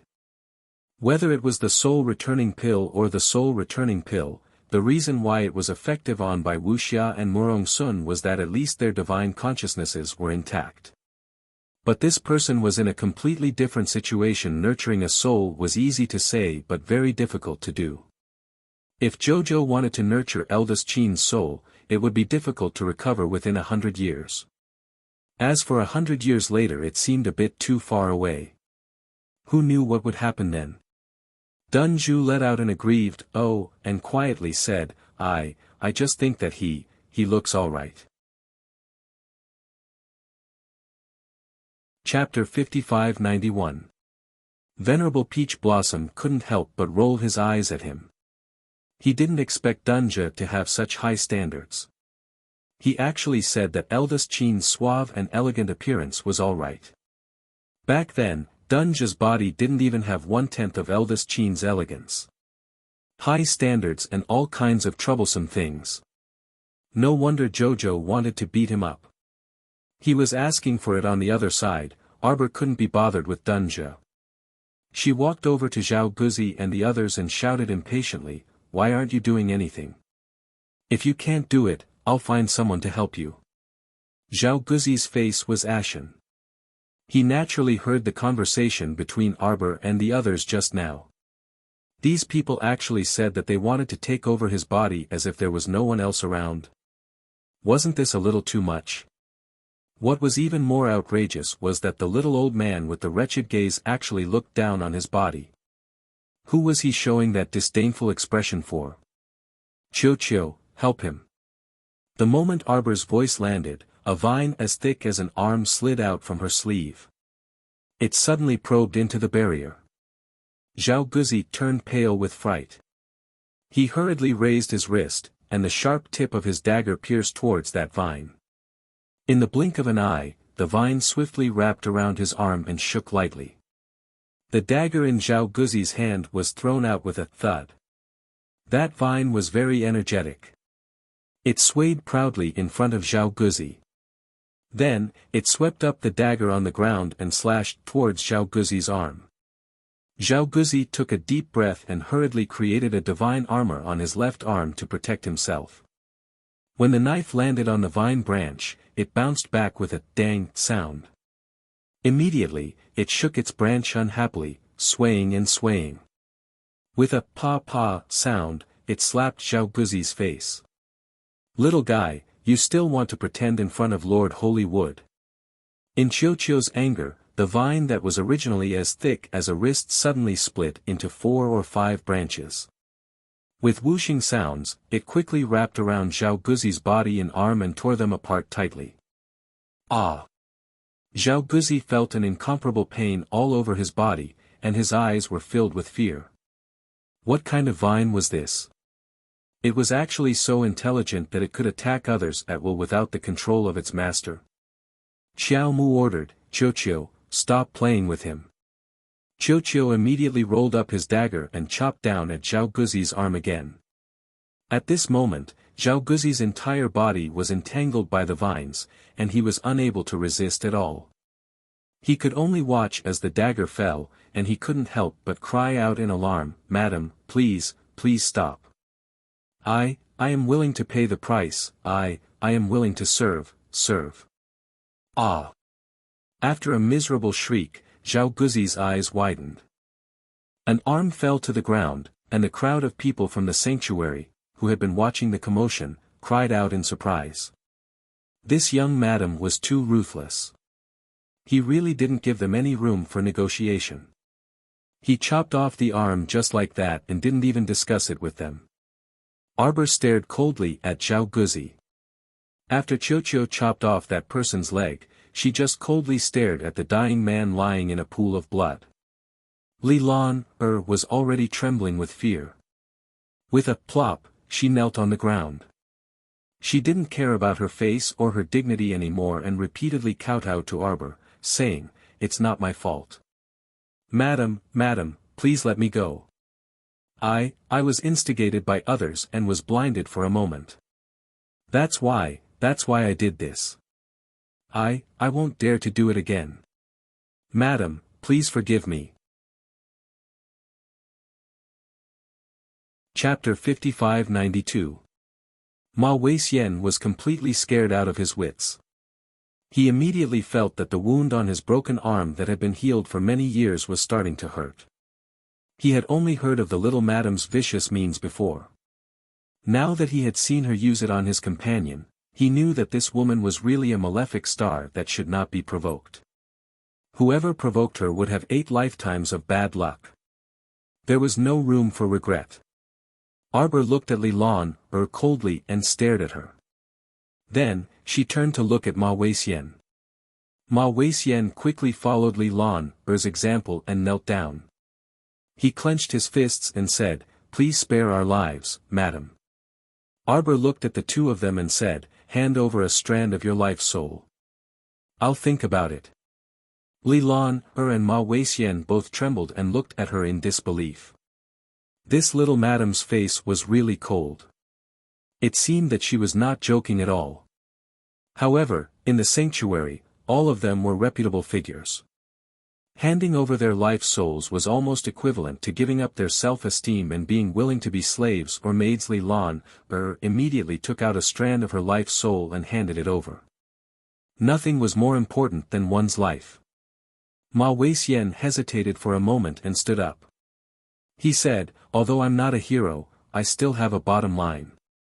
Madam, if you take one of my arms and one of my legs, I swear that I won't hand over my life soul." Arbor looked at him with a faint smile and nodded slightly. "Okay, I'll respect your choice."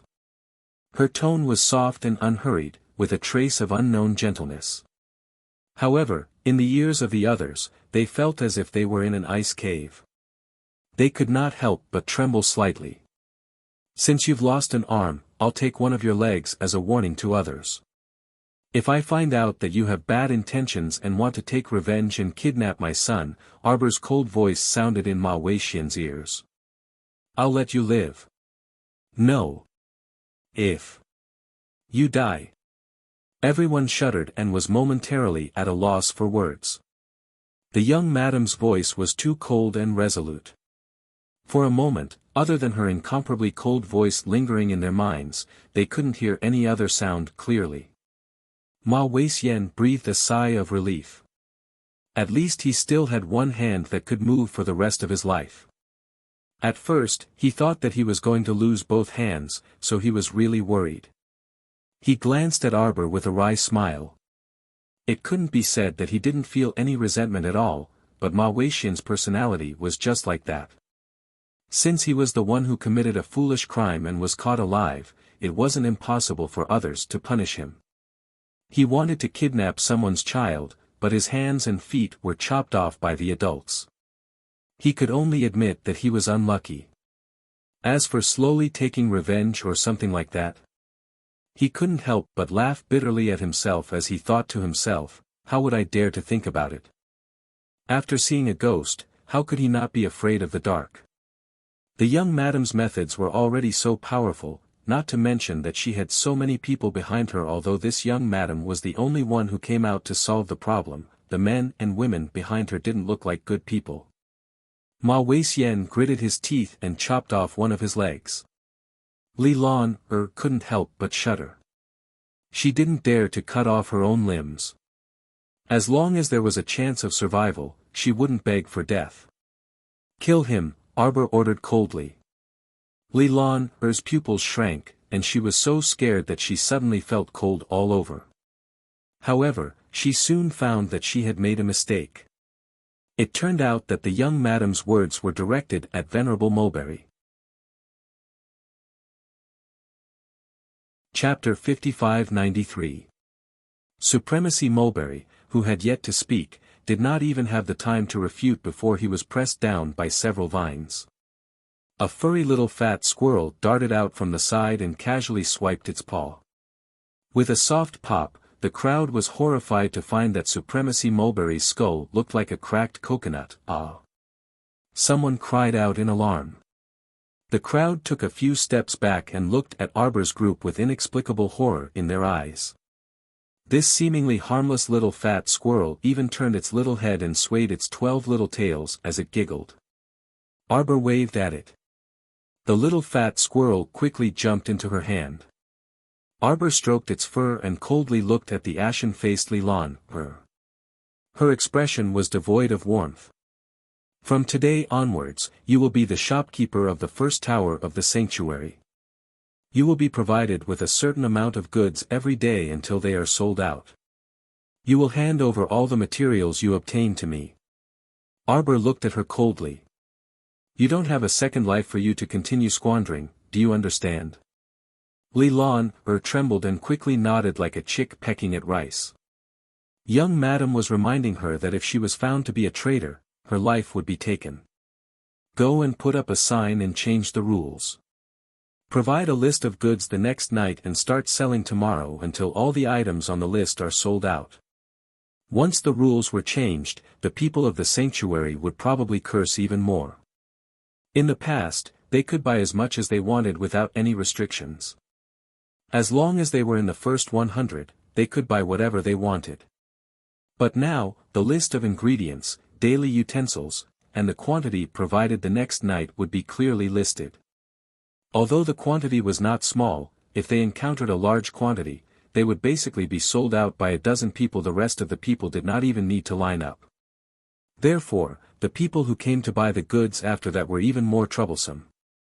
Before they lined up, they had to count how many things the people in front of them wanted to buy and whether they would be the one who sold out. Therefore, not long after, the people lining up at the entrance of the first tower of the sanctuary started to line up earlier. Everyone wanted to fight for the first, second, and third seats in line. Li Lan started doing business in the first tower of the holy region. What she didn't know was that the first pagoda of the holy region was filled with demonic eyes and hidden image talisman arrays. Her every move in the building was actually recorded every day. Qiu and the others would be the first to detect any abnormal movements. In this way, Aoyi and the others would no longer have to think about opening a shop at the first tower of the holy region to sell things. It would be so troublesome to change shifts every few days. With Li Lan as a free laborer, Aoyi and the others could focus on their cultivation without worrying about anything else. Thus, Arbor led his group of friends and settled down in the eastern region. Ever since they revealed their incomparably terrifying methods and deterrence, from that day onwards, very few people came looking for trouble. No one dared to covet the resources in their pockets. What a joke! Before coveting other people's resources, one had to first see if one had the life to enjoy them. However, the sacred region's environment was really not that great. Most of the time, they would hide in the star region to practice refining pills, and drawing talismans. In their spare time, they could read books, play the zither, and chat. On this day, Master Dongfang came looking for them with a smile. Chapter 55-94. Master Dongfang and Steward Li Yang came together. The two of them stopped outside the small courtyard very politely and waited at the door with a smile. Who didn't know that Madame Mo's small courtyard was like a tiger's den? Although he had some friendship with young Master Mo and Madame Mo, it was better to abide by the rules. After a while, Aoyi hurried over and led the two of them in. Third Fu and his wife came to receive Master Dongfang and politely asked them to sit down. Why don't I see young Master Mo and Madame Mo today? Master Dongfang asked with a smile. Oh, they haven't come out of seclusion. Master Dongfang, if you have something to tell us, it's the same. The truth was that the two of them were playing happily in the herb garden with their children and couldn't be bothered to come out to deal with Master Dongfang. Master Dongfang nodded politely. It's a big matter that concerns the East region. Please pass it on to young Master and Madam. Of course, of course. Third Fu nodded repeatedly. Every year around this time, the East, West, North, and South regions of the Holy Region will hold a preliminary competition. Every region will choose 200 people to go to the Holy Palace together. Third Fu blinked and then laughed. Don't joke, Master. You rarely even see houses here, how can there be a palace? Princess Wushuang nodded and said, Isn't everyone used to using the sky as their blanket and the earth as their table? Do you have a palace here? Don't think that they were uncultured. Although the East, West, North, and South regions were very wide, they had traveled to all parts of the East region. Everywhere was a vast expanse of whiteness, and there was no difference between them. There shouldn't be much of a difference in the other three regions. Master Dongfang touched his nose embarrassedly. You two misunderstood. Our holy palace will descend from the sky around this time every year. This is actually the benefit of ascending to the holy region. Every year, the heavenly Tao will send the holy palace down to the holy region. In addition to many rare treasures, it is said that there are many holy beast eggs. Dong dong dong dong dong. The sound of the bamboo stairs suddenly sounded. Third Fu and his wife couldn't help but silently twitch the corners of their mouths. At the same time, they turned to look at the stairs and pretended to be surprised. Ah, big brother, sister-in-law, you two are out of seclusion. Bah! His sister-in-law must have heard about the sacred palace and couldn't hold back her curiosity. She ran out of the star domain and pretended to come down from upstairs. Lady Jojo expressionlessly walked down the stairs with small steps, trying her best to maintain a face that was as cold as ice. Mo Lien had a smile on his lips as he held his wife's hand. He smiled and nodded politely at Master Dongfang. "Master, what brings you here today?" Master Dongfang hurriedly stood up with a smile and bowed. With a face full of courtesy, he said, "Just now, I mentioned this matter to young Master Fu and Madame Fu. It's about the descent of the heavenly Tao into the Holy Palace. Every year, the North, South, East and West regions of the Sacred Region will hold a general election for this reason. The top 200 will be chosen to enter the Holy Palace. I have 2 guaranteed spots, and I'm willing to give one to one of you." Master Dongfang smiled. "I have a presumptuous request. I hope that after entering the sacred palace, young Master Mo and Madame Mo can bring me along." Arbor blinked. Chapter 5595. Master Dongfang was actually here to express his goodwill. Third Fu and Princess Wuxia couldn't help but cheer in their hearts. Master Dongfang Yu was really a scheming person. He actually wanted to use a guaranteed spot in exchange for Jojo's teammate. This was a business that would definitely be profitable without any losses. Everyone knew that being Qiao Qiao's teammate was definitely not a bad thing. Without waiting for Arbor to speak, Master Dongfang hurriedly said, "Everyone, please don't misunderstand. I entered the sacred palace to find a divine dagger called Crimson Dawn. I only want this one thing. If you encounter anything along the way, you can take it. I don't need it." Master Dongfang opened his fingers, and a dagger lay in his hand. He stroked it gently, and a faint light seemed to flow in his eyes. This divine weapon is called Pearl of Light. It was originally a pair with Crimson Dawn. Decades ago, I went to the sacred palace with Madame. Madame accidentally left Crimson Dawn in the palace. After that, this humble one searched every year for the sake of finding this crimson sunset. Princess Wuxia nodded. "I see. Then, won't your wife accompany you?" Master Dongfang's expression dimmed, and he sighed. "My wife passed away many years ago. I want to find Crimson Dawn every year because I want to fulfill my wife's last wish." "I'm sorry." Princess Wuxia hurriedly said. Master Dongfang shook his head and looked at Arbor. "Madame Mo, I wonder if you can agree to my presumptuous request." Arbor wanted to refuse.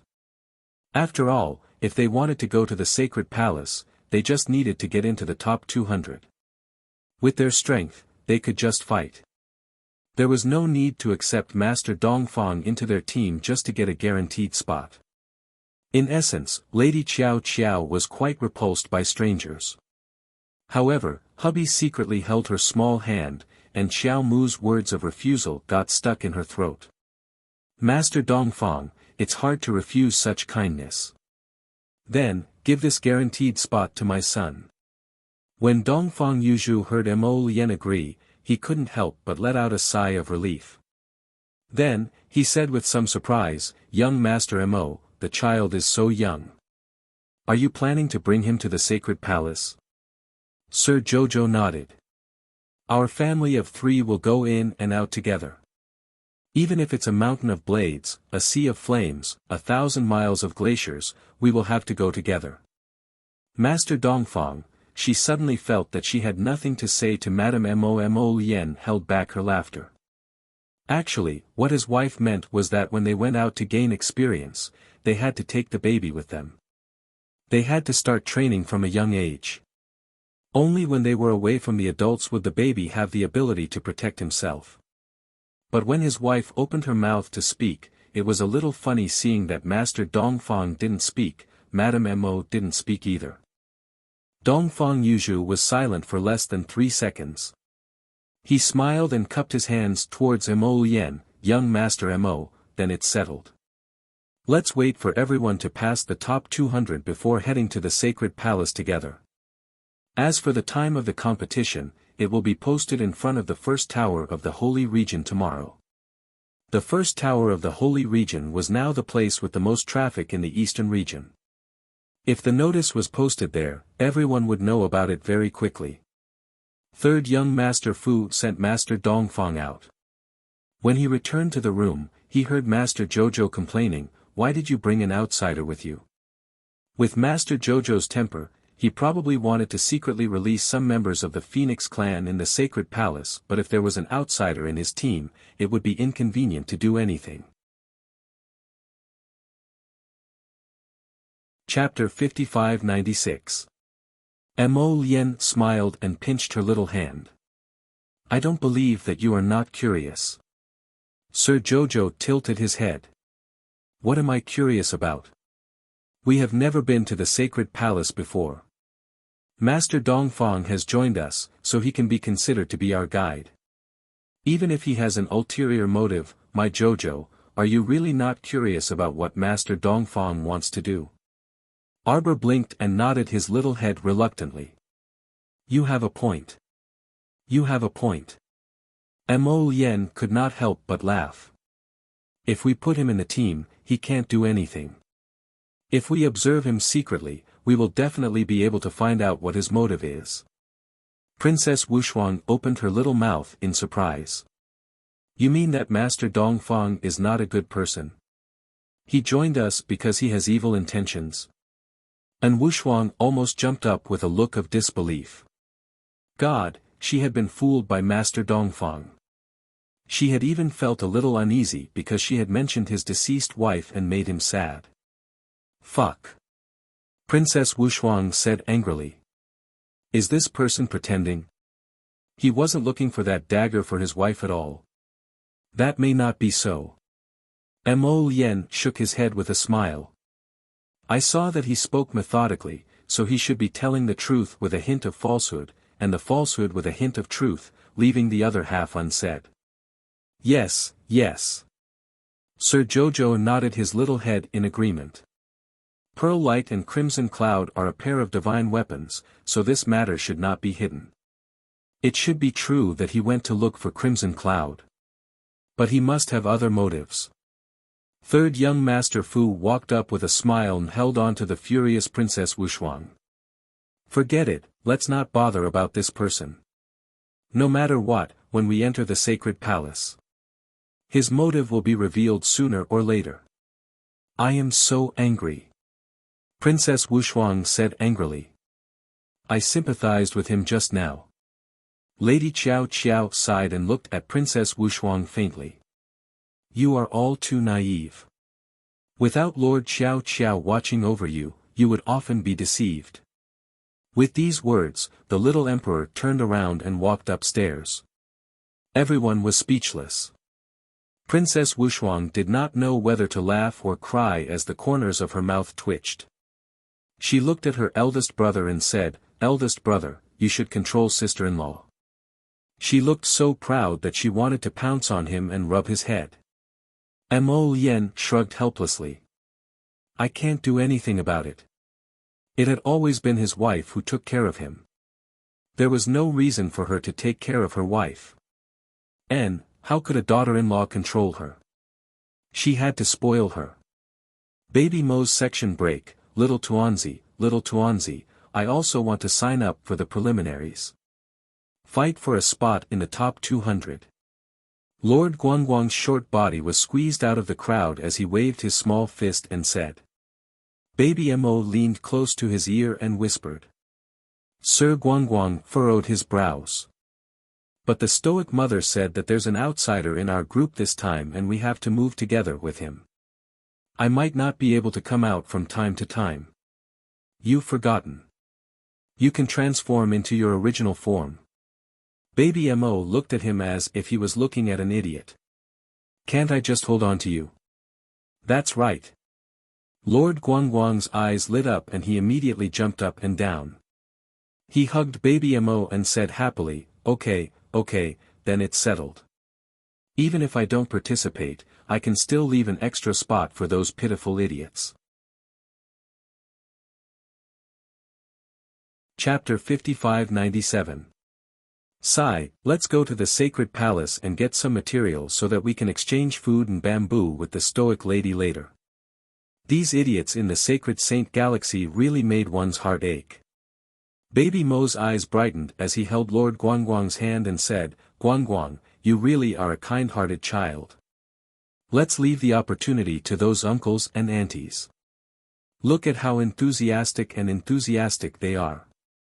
The two little ones were squeezed outside the crowd and couldn't see what was going on inside. They looked down at their short limbs and sighed sadly. Registration ends tonight. If you want to register, do it early. A hoarse voice shouted. Why are you two little rascals squeezed here? Do you want to register too? Lord Guangguang raised his head and saw a fierce-looking, muscular middle-aged man glaring at the two of them with his fierce eyes. Without waiting for Lord Guangguang to speak, that muscular man said, "Where's your family's adult? Why did he let two little children come to watch the show? Look at your small bodies, what if they get crushed? Do you want to sit on Uncle's shoulder?" Lord Guangguang was about to tactfully refuse when his body was lifted up by someone. That muscular man carried Guangguang with one hand and baby Mo with the other, throwing the two of them on his shoulder. "I'll bring you two out after reporting your numbers. You're still so young, don't register, okay?"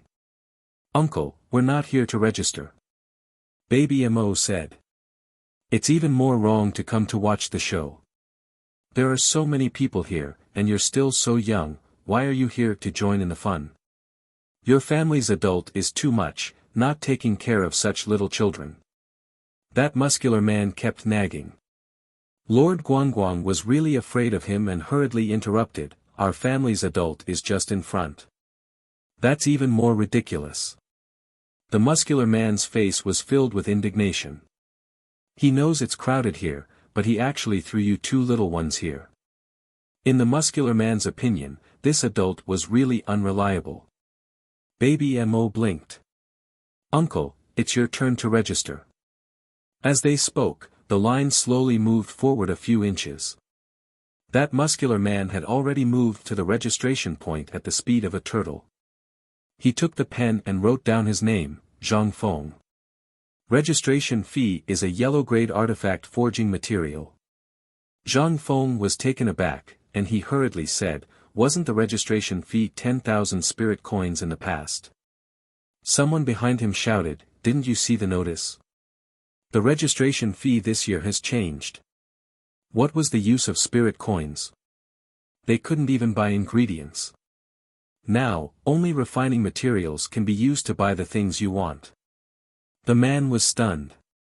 But the expression of the hoarse voice at the registration point changed. "Why is there another troublemaker? If you don't have the registration fee, then get lost. Don't stay here and cause trouble." That's right. Don't affect the registration of others." "Yeah, big guy, hurry up." The burly man's face flushed red. He scratched his ears and cheeks but couldn't say anything. He just wanted to go to the sacred palace to find some refining materials so that he could go to the first floor of the sacred palace to buy some ingredients and other necessities. The materials he had on him were all used up when he was shopping a few days ago. Thinking about how the sacred palace would open in a few days, and how he only needed to pay 10,000 spirit coins, he was in a good mood. He didn't expect that the registration fee this time would be so fraudulent. "Why aren't you getting lost?" The hoarse voice at the registration point scolded impatiently. Baby Mo's phoenix eyes narrowed. "Who doesn't have money? What are you yelling about?" Chapter 5598. That's right. Lord Guangguang chimed in. "We have money. Isn't it just a registration fee? What's the big fuss about? Here." Lord Guangguang took out a piece of yellow rank refining material from his sleeve and slammed it on the table with a thump. He waved his small hand like a tycoon. Take it away. Everyone looked at each other in dismay, their expressions somewhat startled. That brawny man was very embarrassed and wanted to reach out to take the material on the table. He said, I really don't have the material you want. Forget it, I won't register this year. Who would have thought that the hoarse voice at the registration point had already put the material into the bag beside his hand and threw a bamboo tablet over while shouting, next. The brawny man looked down at the bamboo tablet on the table with a dazed expression. Hey, I already said I won't register. The hoarse voice shouted, what are you blabbering about? The registration fee has been paid and you've signed your name. Hurry up and scram to the next one to continue. Don't waste everyone's time. The brawny man was furious. Uncle, let's go. What's there to fight over with him? This person at the registration point was clearly robbing them. Baby Mo patted Zhang Feng, indicating for him to take the bamboo tablet and lead them out of the crowd. Zhang Feng was very embarrassed as he scratched his head and said, I'll strive to enter the top 200 and enter the sacred palace. I'll find a few good refining materials and return them to you. He was such a big person, yet the registration fee was paid by 2 children. It was truly shameful. If the children's parents found out about this, would they blame him for scamming 2 ignorant children? When Zhang Feng thought of this, he unconsciously became deeply worried. Baby Mo looked at him in confusion. Uncle, we've already registered and paid the fee. Why are you still frowning? Zhang Feng laughed bitterly. You 2 children took the initiative to pay the registration fee for me. If your parents find out, I'm afraid they'll come to settle the score with me and say that I cheated you. Lord Guangguang couldn't help but roll his eyes. Uncle, you're thinking too much. Stoic Face won't go through so much trouble with you for a mere yellow rank material. That's right, that's right. Baby Mo nodded vigorously. If Little Cauldron eats one less mouthful, there will be a pile of materials left. Zhang Feng didn't understand, so he didn't say anything. Baby Mo saw that he was suddenly in low spirits and raised his hand to pat his half-bald head. How about this, uncle? We'll come to watch the competition tomorrow, and you'll help us squeeze to the front. That would be a great help to us. Zhang Feng smiled and said, you 2 kids must have snuck out. If I come out to watch the competition every day, won't the adults at home be worried? Why are you in such a hurry? We're incognito ahem, we didn't sneak out. It was mother and father who let us come out to gain experience. Zhang Feng thought to himself, his parents are really big-hearted. Then he nodded and said, then you must tell your family before you come out. Also, if father and mother don't allow you to come out, then don't come out. After all, you guys are still too young. Don't worry, uncle. Lady Guangguang held his small arm. Little Dumpling and I are actually very strong. Even if 8 or 10 of them come, they won't be able to defeat us. Zhang Feng, he thought to himself, looks like the parents of these 2 kids are definitely a pair of weirdos. Otherwise, they wouldn't be able to raise these 2 awesome little fellows. Chapter 5599. Alright, if you can make it out, I'll see you here tomorrow. I'll bring you in to watch the competition. The 2 children jumped up and cheered. Okay. Uncle, don't worry. We'll be there on time tomorrow. On the other side, Stay Up Late was telling Emolien and Arbor about what had just happened. Little Master made a silly friend in less than 10 minutes. They even agreed to watch the competition together tomorrow, Stay Up Late said, speechless. He really had to hand it to this child. She was born with a wide range of social connections. Don't be fooled by her expressionless face. She could mingle with people wherever she went. I've already checked on that person. He's a loner in the holy region. He doesn't have any close friends or relatives. He's been a loner for many years. Master Jojo nodded slightly. Let him be. He meant that he was going to let the child go. Stay up late was amused. He cupped his hands and left. Arbor squeezed to her husband's side and gave him an ebony blue talisman. Here, use it. Mo Lien looked at him bitterly.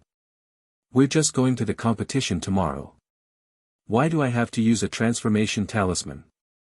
Xiao Mu's face was taut as she pinched him with 2 fingers. In order not to cause trouble. This face of yours is too good at attracting suitors.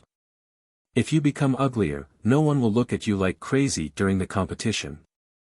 Mo Lien hooked his arm around his wife's waist and leaned close to ask with a grin, Xiao Xiao, you just don't want other people to notice how handsome your husband is. Arbor chuckled and slapped the transformation talisman on his head. Stop talking nonsense and transform. Mo Lien asked bitterly, why am I the only one using the transformation talisman? Don't worry. Everyone has a share. Jojo drank a bottle for himself. Then, he took out dozens of transformation talismans and threw them into a small basket. When the crowd saw a short, chubby girl of 16 or 17 come down the stairs, they froze for a moment. Then, they realized what was going on. Naturally, it was impossible for anyone to barge into their bamboo house. Therefore, this little chubby girl was undoubtedly their family's little clever Xiao Xiao. Yuan Shichen couldn't help but hold her forehead and subconsciously take a step back. She glanced at the small basket on the girl's shoulder and hurriedly shook her head. No, I don't need that transformation talisman. This kind of shape-shifting talisman's directionality was too unclear. Who knew how ugly it would be if the talisman was slapped down? Moreover, it would be ugly for 10 days to half a month. This was simply too much of a scam. Jojo sighed. Holding the basket, he raised his chin and sighed to the sky. Guess, will I use violence to force you to use the talisman, or will I use even more violent means to force you to use it? Everyone was speechless. Duan Yu took out a talisman aggrievedly. Why must I become ugly to compete? A low-key life doesn't need to be explained. Arbor shook his head and put the basket on the table. He glanced at the crowd and roared, activate the talisman. A moment later, everyone cried out in surprise. Oh my God, I've become a burly man. Oh my God, my arm is deformed. Blarg, quickly take the mirror away, take it away. Quickly take it away. I don't want to look at the mirror for the next few days. Arbor speechlessly glanced at the crowd who were singing their praises. Actually, how was he ugly? It was just that his face was a bit ordinary. Like Yuan Shichen, who turned from a dashing and handsome man into an ordinary middle-aged burly man, he actually wasn't ugly. Chapter 5600. Arbor said expressionlessly, if you're not satisfied with yourselves, you can use another talisman and transform again. Everyone waved their hands. No need. Let them off. What if they used it again and turned out to be less reliable than they were now? What should they do then? Arbor silently glanced at them. A bunch of idiots possessed by acting geniuses. There were actually people who cried because of their ugliness and hid in a corner to secretly wipe their tears. Truly hilarious. Alright, get ready. Perform as usual tomorrow. She thought for a moment before instructing, but don't beat them to death on the spot. After all, they were only going to participate in the competition to get a spot in the top 200. There was no need to beat those bitter idiots in the holy region to death. Those people had already suffered enough these years. It wasn't easy. Arbor heaved a long sigh and turned to leave with his little paws behind his back. Jojo's attitude is a bit off, Feng Zhangfei couldn't resist exclaiming softly. His elder brother, Feng Chongqing, irritably smacked him. Don't speak nonsense. If she usually went to a mystic realm or something like that, she would definitely be very excited and have long planned to take it down. But look at today. She doesn't seem to have any designs on this holy palace at all. Everyone silently nodded and gave Feng Zhangfei a thumbs up in their minds. He was very right. If it were in the past, Jojo would have long planned to refine the Holy Palace and store it in the Star Domain. But now, she was actually so modest. It truly exceeded everyone's expectations. Jojo is a person with a hard mouth but a soft heart. Duan Yu smiled faintly. Her heart must have softened when she saw the people in the holy region suffering so much. Ma Yichen nodded and then covered his eyes. Don't smile, you're too ugly. Duan Yu's smile suddenly froze on his face. The bets are open, the bets are open. Place your bets, place your bets. The competition list is here. Everyone can place their bets and have a chance to win. Place your bets before the start of the competition. Stop placing bets before the start of the first match. Hurry up, hurry up. There's less than 30 minutes left. Time waits for no one. As he spoke, 17 to 18 hands squeezed out from the crowd and placed a piece of yellow-grade crafting material on the table. Rattling off my bets on who to win. Grandpa, I want to bet on my father, mother, and adoptive father winning. The old man who opened the gambling house looked up and saw a little boy who looked like he was carved from jade sitting on the arm of a strong man. He took out a piece of paper from his sleeve and handed it to the old man. So many people. After a series of actions, the old man collected more than 30 pieces of yellow-grade materials from Baby Mo. He then chuckled and gave him a list of bets with his fingerprint on it. It was obvious that this child was from a wealthy family. Otherwise, how could he take out so many materials in one go? Old grandpa, don't tell me that you're going to take all of our bets and run away with the money? Baby Mo asked in a childish voice. Lord Guangguang glared at old man Kai and said, if you dare to covet our little dumpling's money, I will kill you. Everyone, although they felt that these two imps were speaking in an old-fashioned manner, it was inexplicably hilarious. But some shrewd people also stared at the old man suspiciously. I think we should all take turns watching him here. Otherwise, he might really run away with the money like the child said. Chapter 56:01. The old man felt guilty and couldn't help but grumble in his heart. What a bastard Xiao Tong. He really dared to say anything like a child's words to outsiders. However, this old man really did plan to do so in the first place. He wanted to get some money and run away first. Anyway, these people would definitely pay attention to the competition later. As the banker, he was guaranteed to win and not lose. However, this little brat had actually seen through his little scheme.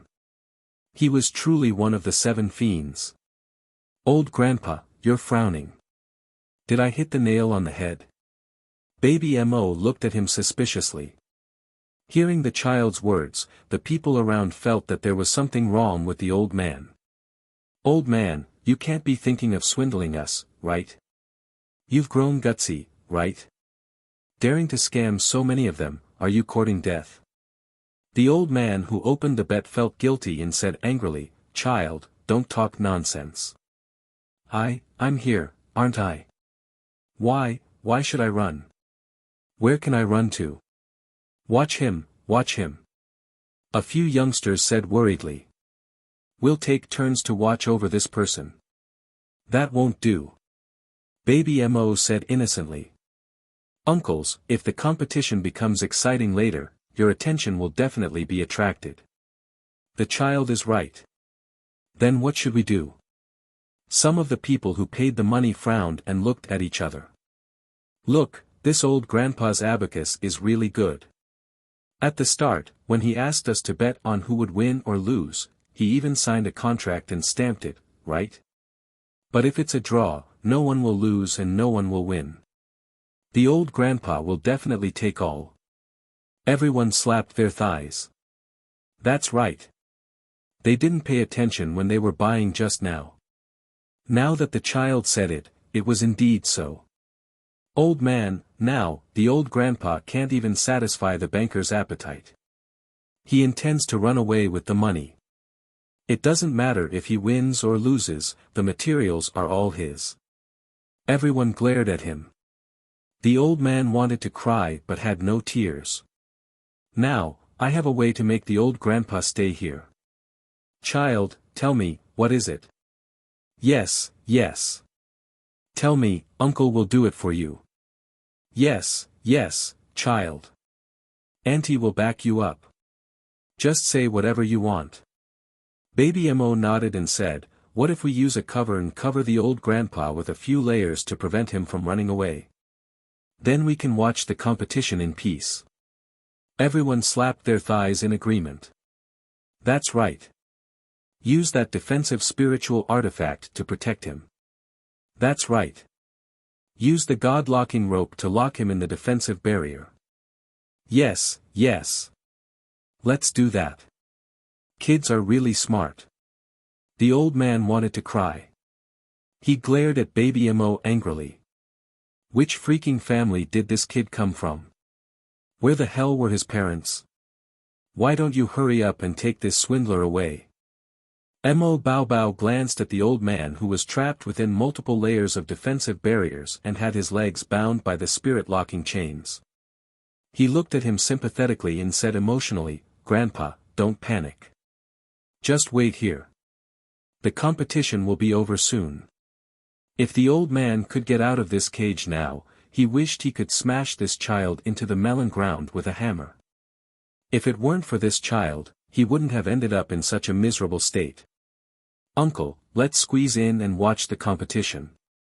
Baby Mo was now very relieved. He patted Zhang Feng and said. Zhang Feng was stunned. Chapter 5602. Who would have thought that with just a few words, this brat would be able to trick everyone into teaching the old man a lesson and locking him up in the defensive barrier? This was really Zhang Feng did not know what to say. Could this brat be the reincarnation of a demon? How could he be so meticulous? What he thought of, those adults did not think of. This brat was too sharp. Uncle Zhang, let's go in further. Baby Mo and Lord Guangguang urged him. Uncle, when you participate in the competition later, we will cheer you on. Although Zhang Feng's face was ferocious, he was very shy. Hearing the two children say this, he actually felt embarrassed and said softly, don't be so loud. Actually, I'm not that powerful. Baby Mo took out a small bottle from his sleeve and handed it to Zhang Feng.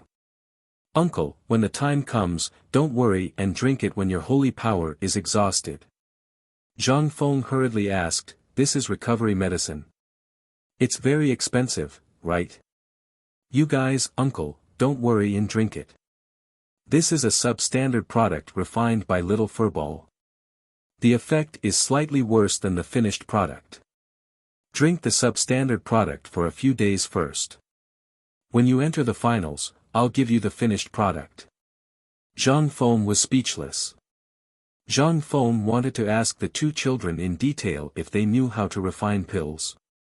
The drum noise in the arena instantly rose and covered his voice. Lord Guangguang said excitedly, they're fighting, they're fighting. Baby Mo's phoenix eyes were also wide open as he watched the fight on the stage with great interest. Both sides were moving around in a wide arena. In order to prevent the power from flying, the arena was set up with a very thick defense. Xiao Tuanzi and Lord Guangguang watched the fight without blinking. Their gazes were fixed on the two people who were exchanging blows. Seeing the excitement, the child could not help but comment, this yellow-haired uncle's attack speed is so fast. Look at him flying up and kicking at him. His leg trembled 5 times in a row. Amazing. Everyone was speechless. Zhang Feng did not know whether to laugh or cry. That's because the yellow-haired brother used too much force when he stomped down just now. His leg is hurting now. Amazing. Lord Guangguang pointed at the arena and said, little dumpling, look at that red-eyed uncle. His punching speed isn't bad either. Look at the wind from his fists. He's so strong. I'm guessing that he'll definitely win. That might not be the case. The red-eyed uncle seems to be lacking in strength. I think he will be defeated within the time it takes for an incense stick to burn. At first, everyone thought that the two children were just joking around. After the time it takes for an incense stick to burn, he realized that this little rascal had guessed correctly. Following that, several consecutive times, after the child guessed correctly, everyone was speechless. Little girl, look. Uncle stay up late is going up. This is just the preliminary round. Don't be so agitated, baby Mo said calmly. Zhang Feng felt someone patting him from behind. He turned around and saw a middle-aged woman curiously staring at the two children on his shoulders. Little babies, are you two the young masters of the first tower of the holy region? The name of the first tower of the holy region was like thunder to the ears. Even though everyone's attention was focused on the arena, they couldn't help but perk up their ears to listen. Lord Guangguang shook his head, of course not.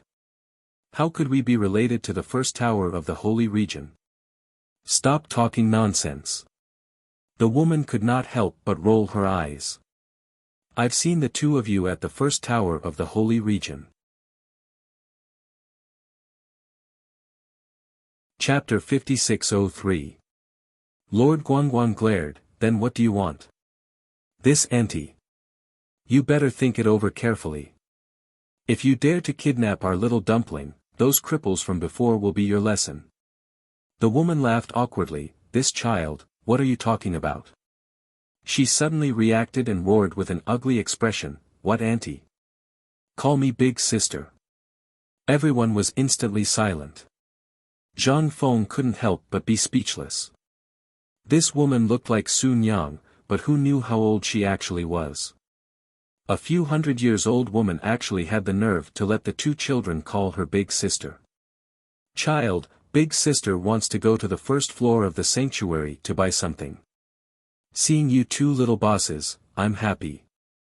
Zhang Feng turned around and asked, you guys are really the little bosses of the first floor of the sanctuary? Lord Guangguang hurriedly waved his small hand modestly, no, we're not. We're not some boss, the first floor of the sanctuary is our stoic mother's. Buy things early tomorrow. Baby Mo curled his lips. Now, don't disturb him from watching the competition. He saw Uncle Aoyi, Uncle Mata, and Uncle Duanmu in succession, winning the competition almost effortlessly. There wasn't any suspense in today's qualifier. The little dumpling counted with his fingers, and only then did he give the old grandpa more than 30 yellow-level materials. Logically, the old grandpa should compensate him close to 70 pieces. Later, when Uncle Zhang's competition is over, we'll go find the old grandpa to settle the accounts. Lord Guangguang nodded vigorously, that's for sure. Look, stoic mother is going up. What's there to be excited about? Mother will definitely win. Baby Mo looked calm on the surface, but he was extremely excited on the inside. He watched as his chubby stoic mother hopped onto the stage with small, quick steps.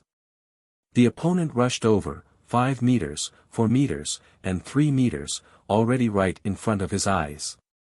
The chubby stoic mother suddenly flew over like a cannonball and fiercely punched that person's chin. Everyone heard a crack sound, and their hearts shrunk. That unlucky competitor was kicked out of the arena like a kite with a broken string and rolled into the crowd. Lord Guangguang exclaimed, stoic mother is as scary as always. A matter that could be solved with one fist would never be solved with 2 fists. Zhang Feng could not help but tremble. Just now, he had clearly seen the contorted expression of that fellow in the competition, as well as the teardrop at the corner of his eye when he was sent flying. One move was enough to kick him to the point where he couldn't find north. Everyone was shocked by his combat ability. Uncle, can we choose our opponents in a small area for tomorrow's match? That's right. We'll finish this batch today. Tomorrow, we'll probably continue in groups of 10. Among these 10 people, each member would designate their opponent. Both sides must point at each other before the next round can begin. Zhang Feng regained his senses and hurriedly nodded. That was, if he didn't hit the target the first time, he would choose a new one. This way, it would prevent the strong from directly challenging the weak. If the weak didn't choose the strong one, they would have to make a second choice. Then hurry up and make a copy of this list. Don't choose my father, mother, and foster father. The kind-hearted baby Mo hurriedly slapped his wager list onto Uncle Zhang's chest with a conflicted expression. If you're really that unlucky, you'd better. Chapter 5604. Admit defeat immediately and jump off the stage yourself. Lord Guangguang hurriedly said. Uncle Zhang, remember this. Yes, remember this. Zhang Feng nodded his head with a solemn expression and began to memorize the names on the list. He felt that the two children's reminder was definitely true. Just look at the match just now. The chubby woman that the child called the stoic lady moved extremely quickly and dislocated her opponent's jaw in one move. Forget it, the competition was secondary. Life was so precious that it only came once. Uncle, the fact that you can listen to Xiao Tuanzi's advice means that you're very smart. Lord Guangguang praised with a smile. Zhang Feng didn't know whether to laugh or cry. As they spoke, it was Zhang Feng's turn to go on stage. He needed to go down the stage to prepare. Thus, he hurriedly whispered, "Don't wander around. Wait here for Uncle. Hurry up and go, Uncle." Baby Mo urged, "Don't worry, we won't wander around." They were all good children, how could they cause trouble everywhere? They wouldn't. Zhang Feng reminded him again and again, and squeezed down the stage worriedly. Baby Mo jumped onto Lord Guangguang's back. The two brats were stacked together like a human pyramid. Lord Guangguang stood in the air, and Baby Mo was stacked on his back. Lord Guangguang shook his bald head. What if Uncle can't beat the other contestant later? Should we secretly help him? Baby Mo shook his head with a serious expression. No. Even if we help Uncle and let him barely enter the top 200, Uncle probably won't be happy. I think Uncle is an honest person. If he wants to enter the sacred palace, he must follow the rules. Use his own strength to win. Then I hope Uncle's luck will be better. The guy on the other side is a weakling. Xiao Tuanzi laughed, thinking to himself, how could he be a weakling? In this competition to select the top 200 in the Holy Region, the participants were basically all Transcendent Realm experts. It was rare for there to be a few Transcendent Realm contestants, and they would be eliminated very quickly. However, Zhang Feng did not meet a weak opponent as Guangguang had expected. His opponent's realm was not much different from his own. The two of them fought very strenuously. After fighting for an incense stick's worth of time, the crowd saw that there were no new tricks up their sleeves, and all of them felt a little tired. A few people whispered under the stage, "It will be over when the incense sticks burn to the end." Looks like this match is going to end in a draw again. Lord Guangguang held Xiao Tuanzi's hand nervously. He wanted to secretly help Uncle Zhang several times, but was stopped by Xiao Tuanzi. "Uncle, why are you so silly that you don't want to drink the medicine?" Right now, both of them were exhausted, and they had taken pills just now. But how could those pills that could restore Saint energy be compared to the potion that Xiao Tuanzi had made? Lord Guangguang wished he could scold Zhang Feng for being a fool. Even if Xiao Tuanzi's concoction was substandard, it was still 1,000 times better than those pills on the market that could restore Saint energy. He drank it. Guangguang's eyes lit up as he focused his gaze. Sure enough, he saw Zhang Feng suddenly take out the bottle of medicinal liquid given by Xiao Tuanzi and pour it into his mouth. Suddenly, as if he had been injected with chicken blood, he burned and revived. Baby Mo heaved a slight sigh of relief and looked up, only to see the chubby stoic woman floating over to them expressionlessly. The competition is over, let's go home. Chapter 5605. Mo Bao Bao blinked and naturally obediently scrammed back with his mother. For this reason, he specially instructed Uncle Aoyi to stay behind and report their movements to Uncle Zhang. This was to prevent this uncle from crying when he returned and couldn't find him. As his mother floated, Mo Bao Bao followed behind her head and floated along with her. Sir Guangguang said sweetly, "Stoic mother, that move of yours just now was seriously too cool. You broke that old uncle's jaw with one punch." Mo Lien was a bit speechless and hastily said, "Your mother didn't do it on purpose. She used too much force just now and was very vexed about it. She went to deliver medicine to the other party."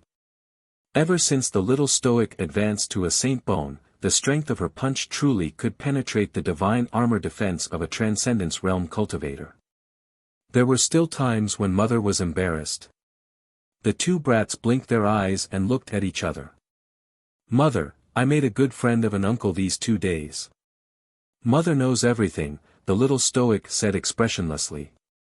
"What did you do today?" "Mother, I didn't do anything." When the little dumpling said this, he suddenly slapped his thigh and hastily turned to fly back. "Mother, I have to go back first." When his mother called him just now, he followed her in a daze and hadn't collected his gambling debt yet. Arbor was speechless and carried his son back. "Don't go. That person ran long ago. Why would he wait for you to go back?" Mo Lien said in amusement. "You think he can't run just because you're a bit smart?"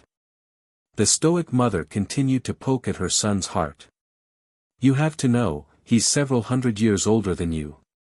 His life experiences are different from yours. You considered it, but he already considered it long ago."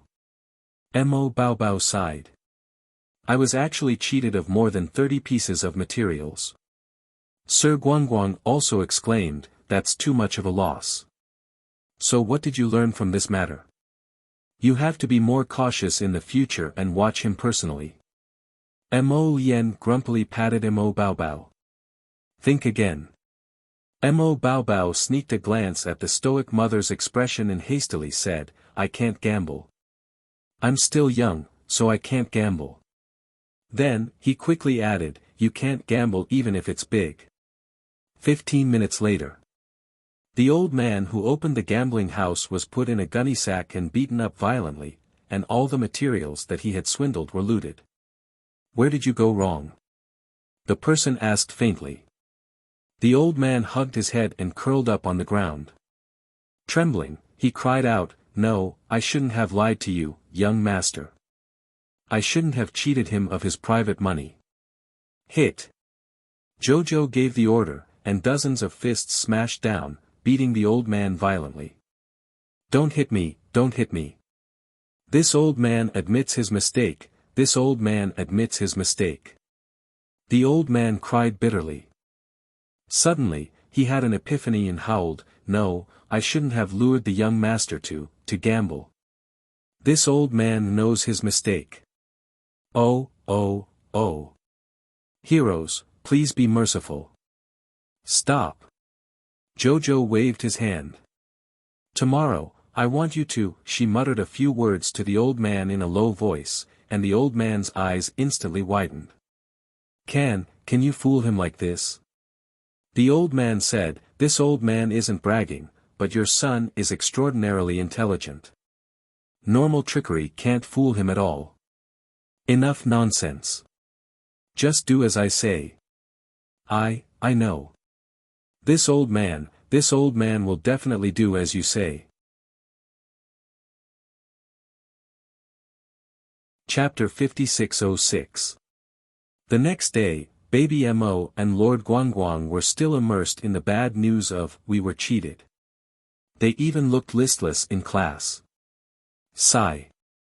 Baby Mo felt sorry for himself and touched his chubby little face. "I didn't expect that I would be so stupid this time. I actually misjudged and got cheated by that old grandpa. That old grandpa is really quite shameless. He even cheated us children of our things. If we bump into him on the road next time, we definitely won't let him off." A few small heads came over from the side and asked curiously, "Classmate Mo Xiao, have you been deceived?" This was really a weird encounter. Mo Xiao was such a smart child, how could he be cheated by others? No one would believe it even if they told others. Little Mo nodded and said listlessly, "Sigh, how can one not wet their shoes if they walk by the river often?" He was used to cheating people, so he felt that he could not accept the fact that he was cheated once in a while. A few little heads came over in front of baby Mo and said, "Mo Xiao, don't be sad. What were you cheated of?" "More than 30 pieces of yellow grade materials." "What? More than 30 pieces of yellow grade materials?" The little children sighed. While they sympathized, they could not help but feel that this classmate of theirs was really rich. "Then what should we do? Will your parents help you get it back?" Lord Guangguang said indignantly, "They won't help us. They even mock us and say that our intelligence is not enough to make up for it with money."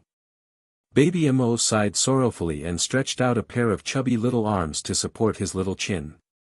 "You're so pitiful, Mo Xiao." A few little girls surrounded him and said softly, "How about this, after school ends, we'll accompany you to walk around. Who knows, we might meet that swindler old grandpa." "Everyone, thank you for your kind intentions, but you can't help me." "We can help." Everyone said at once. "We can help you beat him up." "Yes. Beat him up."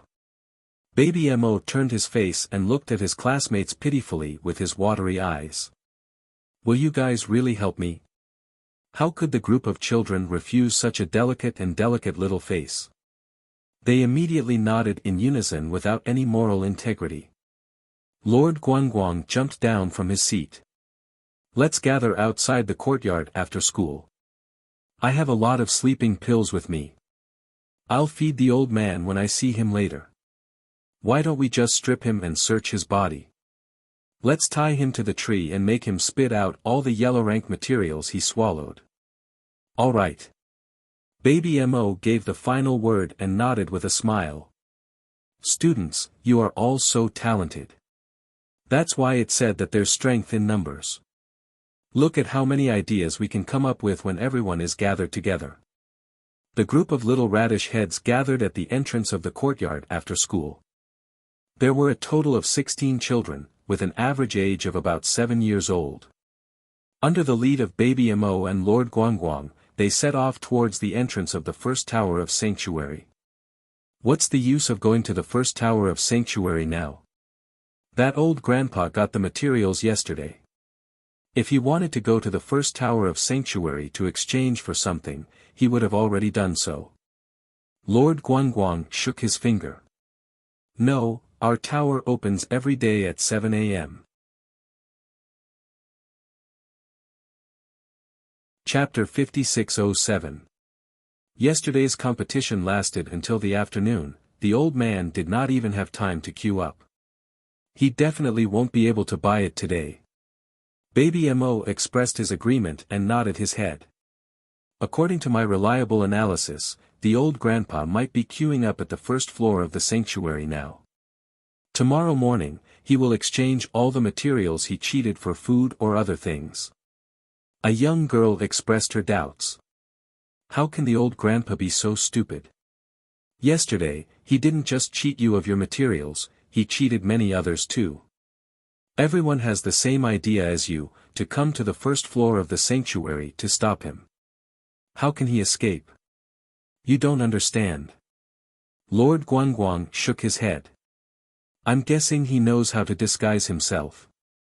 At this point, they could see from afar that there was a long queue of 100 people at the entrance of the first floor of the sanctuary. Lord Guangguang waved his hand and a group of 6- and 7-year-old children all ran forward to check the people in the queue.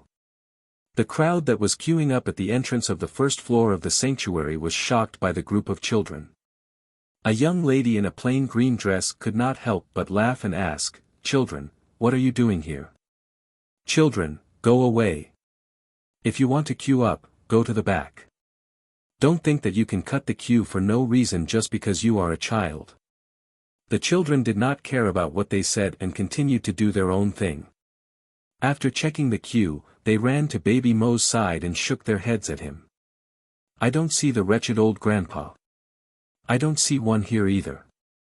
I don't even see the wretched uncle. Looks like the old grandpa didn't disguise himself. Baby Mo touched his chin and turned his head. Suddenly, he waved his hand. Everyone, follow me. Everyone hurriedly followed him and ran forward. The crowd in the queue looked at each other in dismay. This group of children came quickly and ran quickly. In the blink of an eye, they disappeared completely. Baby Mo led his group of schoolmates and ran for a few dozen meters before stopping a man wearing a bamboo hat with his head lowered and waist bent. This person was originally unremarkable. But he just happened to appear not far from the first floor of the sanctuary. The moment he saw Baby Mo, he turned and ran away with a guilty conscience. No one would believe that he was not a ghost. Baby Mo took a step forward and swatted the bamboo hat off his head. It revealed a face that was completely different from the face of the old man from yesterday. That's him. Baby Mo clenched his fist and waved it. Go. The children's blood was boiling. Under the little fellow's command, they quickly rushed up, their small arms and legs landing on the man's body. So this is what you should look like. Mo Bao Bao was furious. What old man? It turned out that the person who traded with him yesterday wasn't an old man at all. Looking at his muscular body, he was just pretending.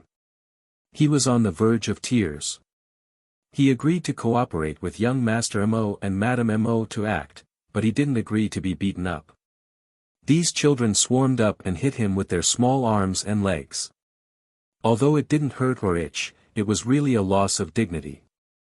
However, he could not get angry and pushed them away. Baby Mo took the chance to throw out a spirit locking rope, which coiled around his arm with a whoosh. No, no, no, children, children. Calm down, calm down. This person dragged the spirit locking rope and took a few steps back. He said to Baby Mo in tears, tell them to stop. Tell them to stop hitting me.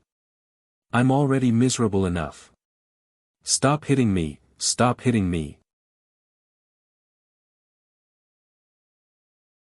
Chapter 5608. What are you miserable about? You big scoundrel. Baby Mo shouted crisply. Big liar. Hurry up and return my more than 30 pieces of yellow-grade materials. Speak, what's your name? Speak quickly. Don't lie.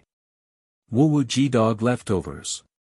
The group of children choked in unison, as if they didn't know what to say.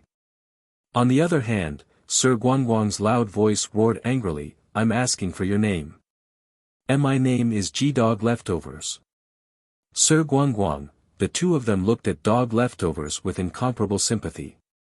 They shook their heads and sighed, thinking at the same time, I originally thought that the stoic mother was the world's #1 name lousy, but I didn't expect that she was still slightly better than Dog leftovers' parents. Speak, why did you lie? Dog leftovers wept noisily.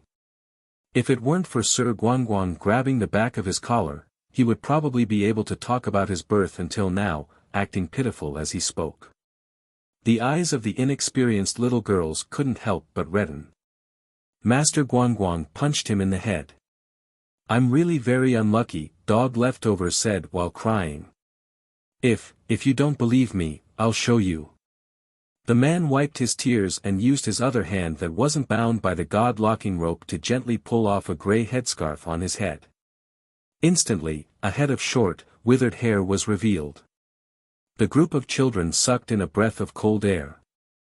They instantly felt that the big scoundrel in front of them was indeed a bit miserable.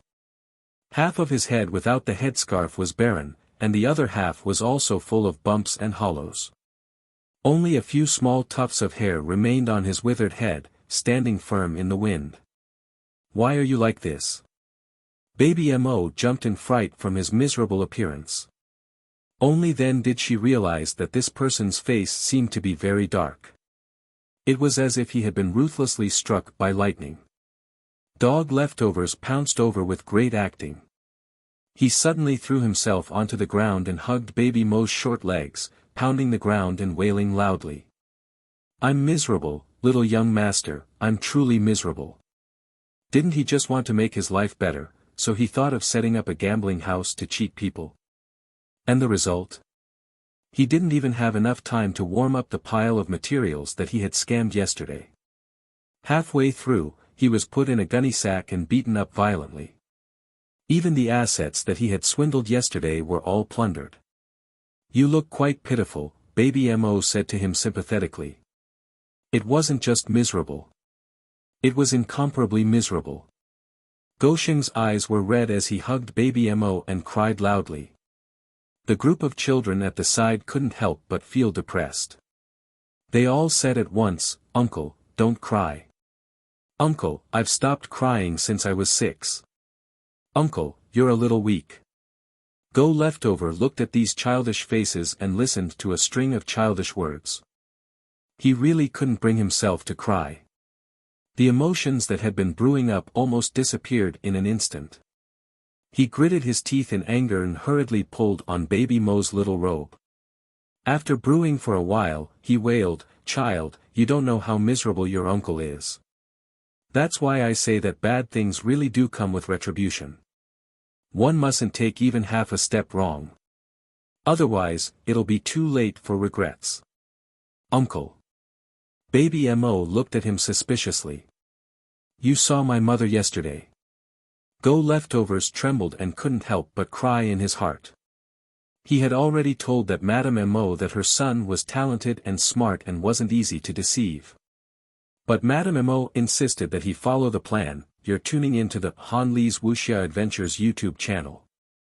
We're so grateful for your support, and don't forget to subscribe to join us on this incredible journey through captivating stories. Your generosity through donations truly makes a world of difference, as it's the primary source of revenue that allows me to expand and enhance this channel for you. Thank you from the bottom of my heart for being a part of this adventure.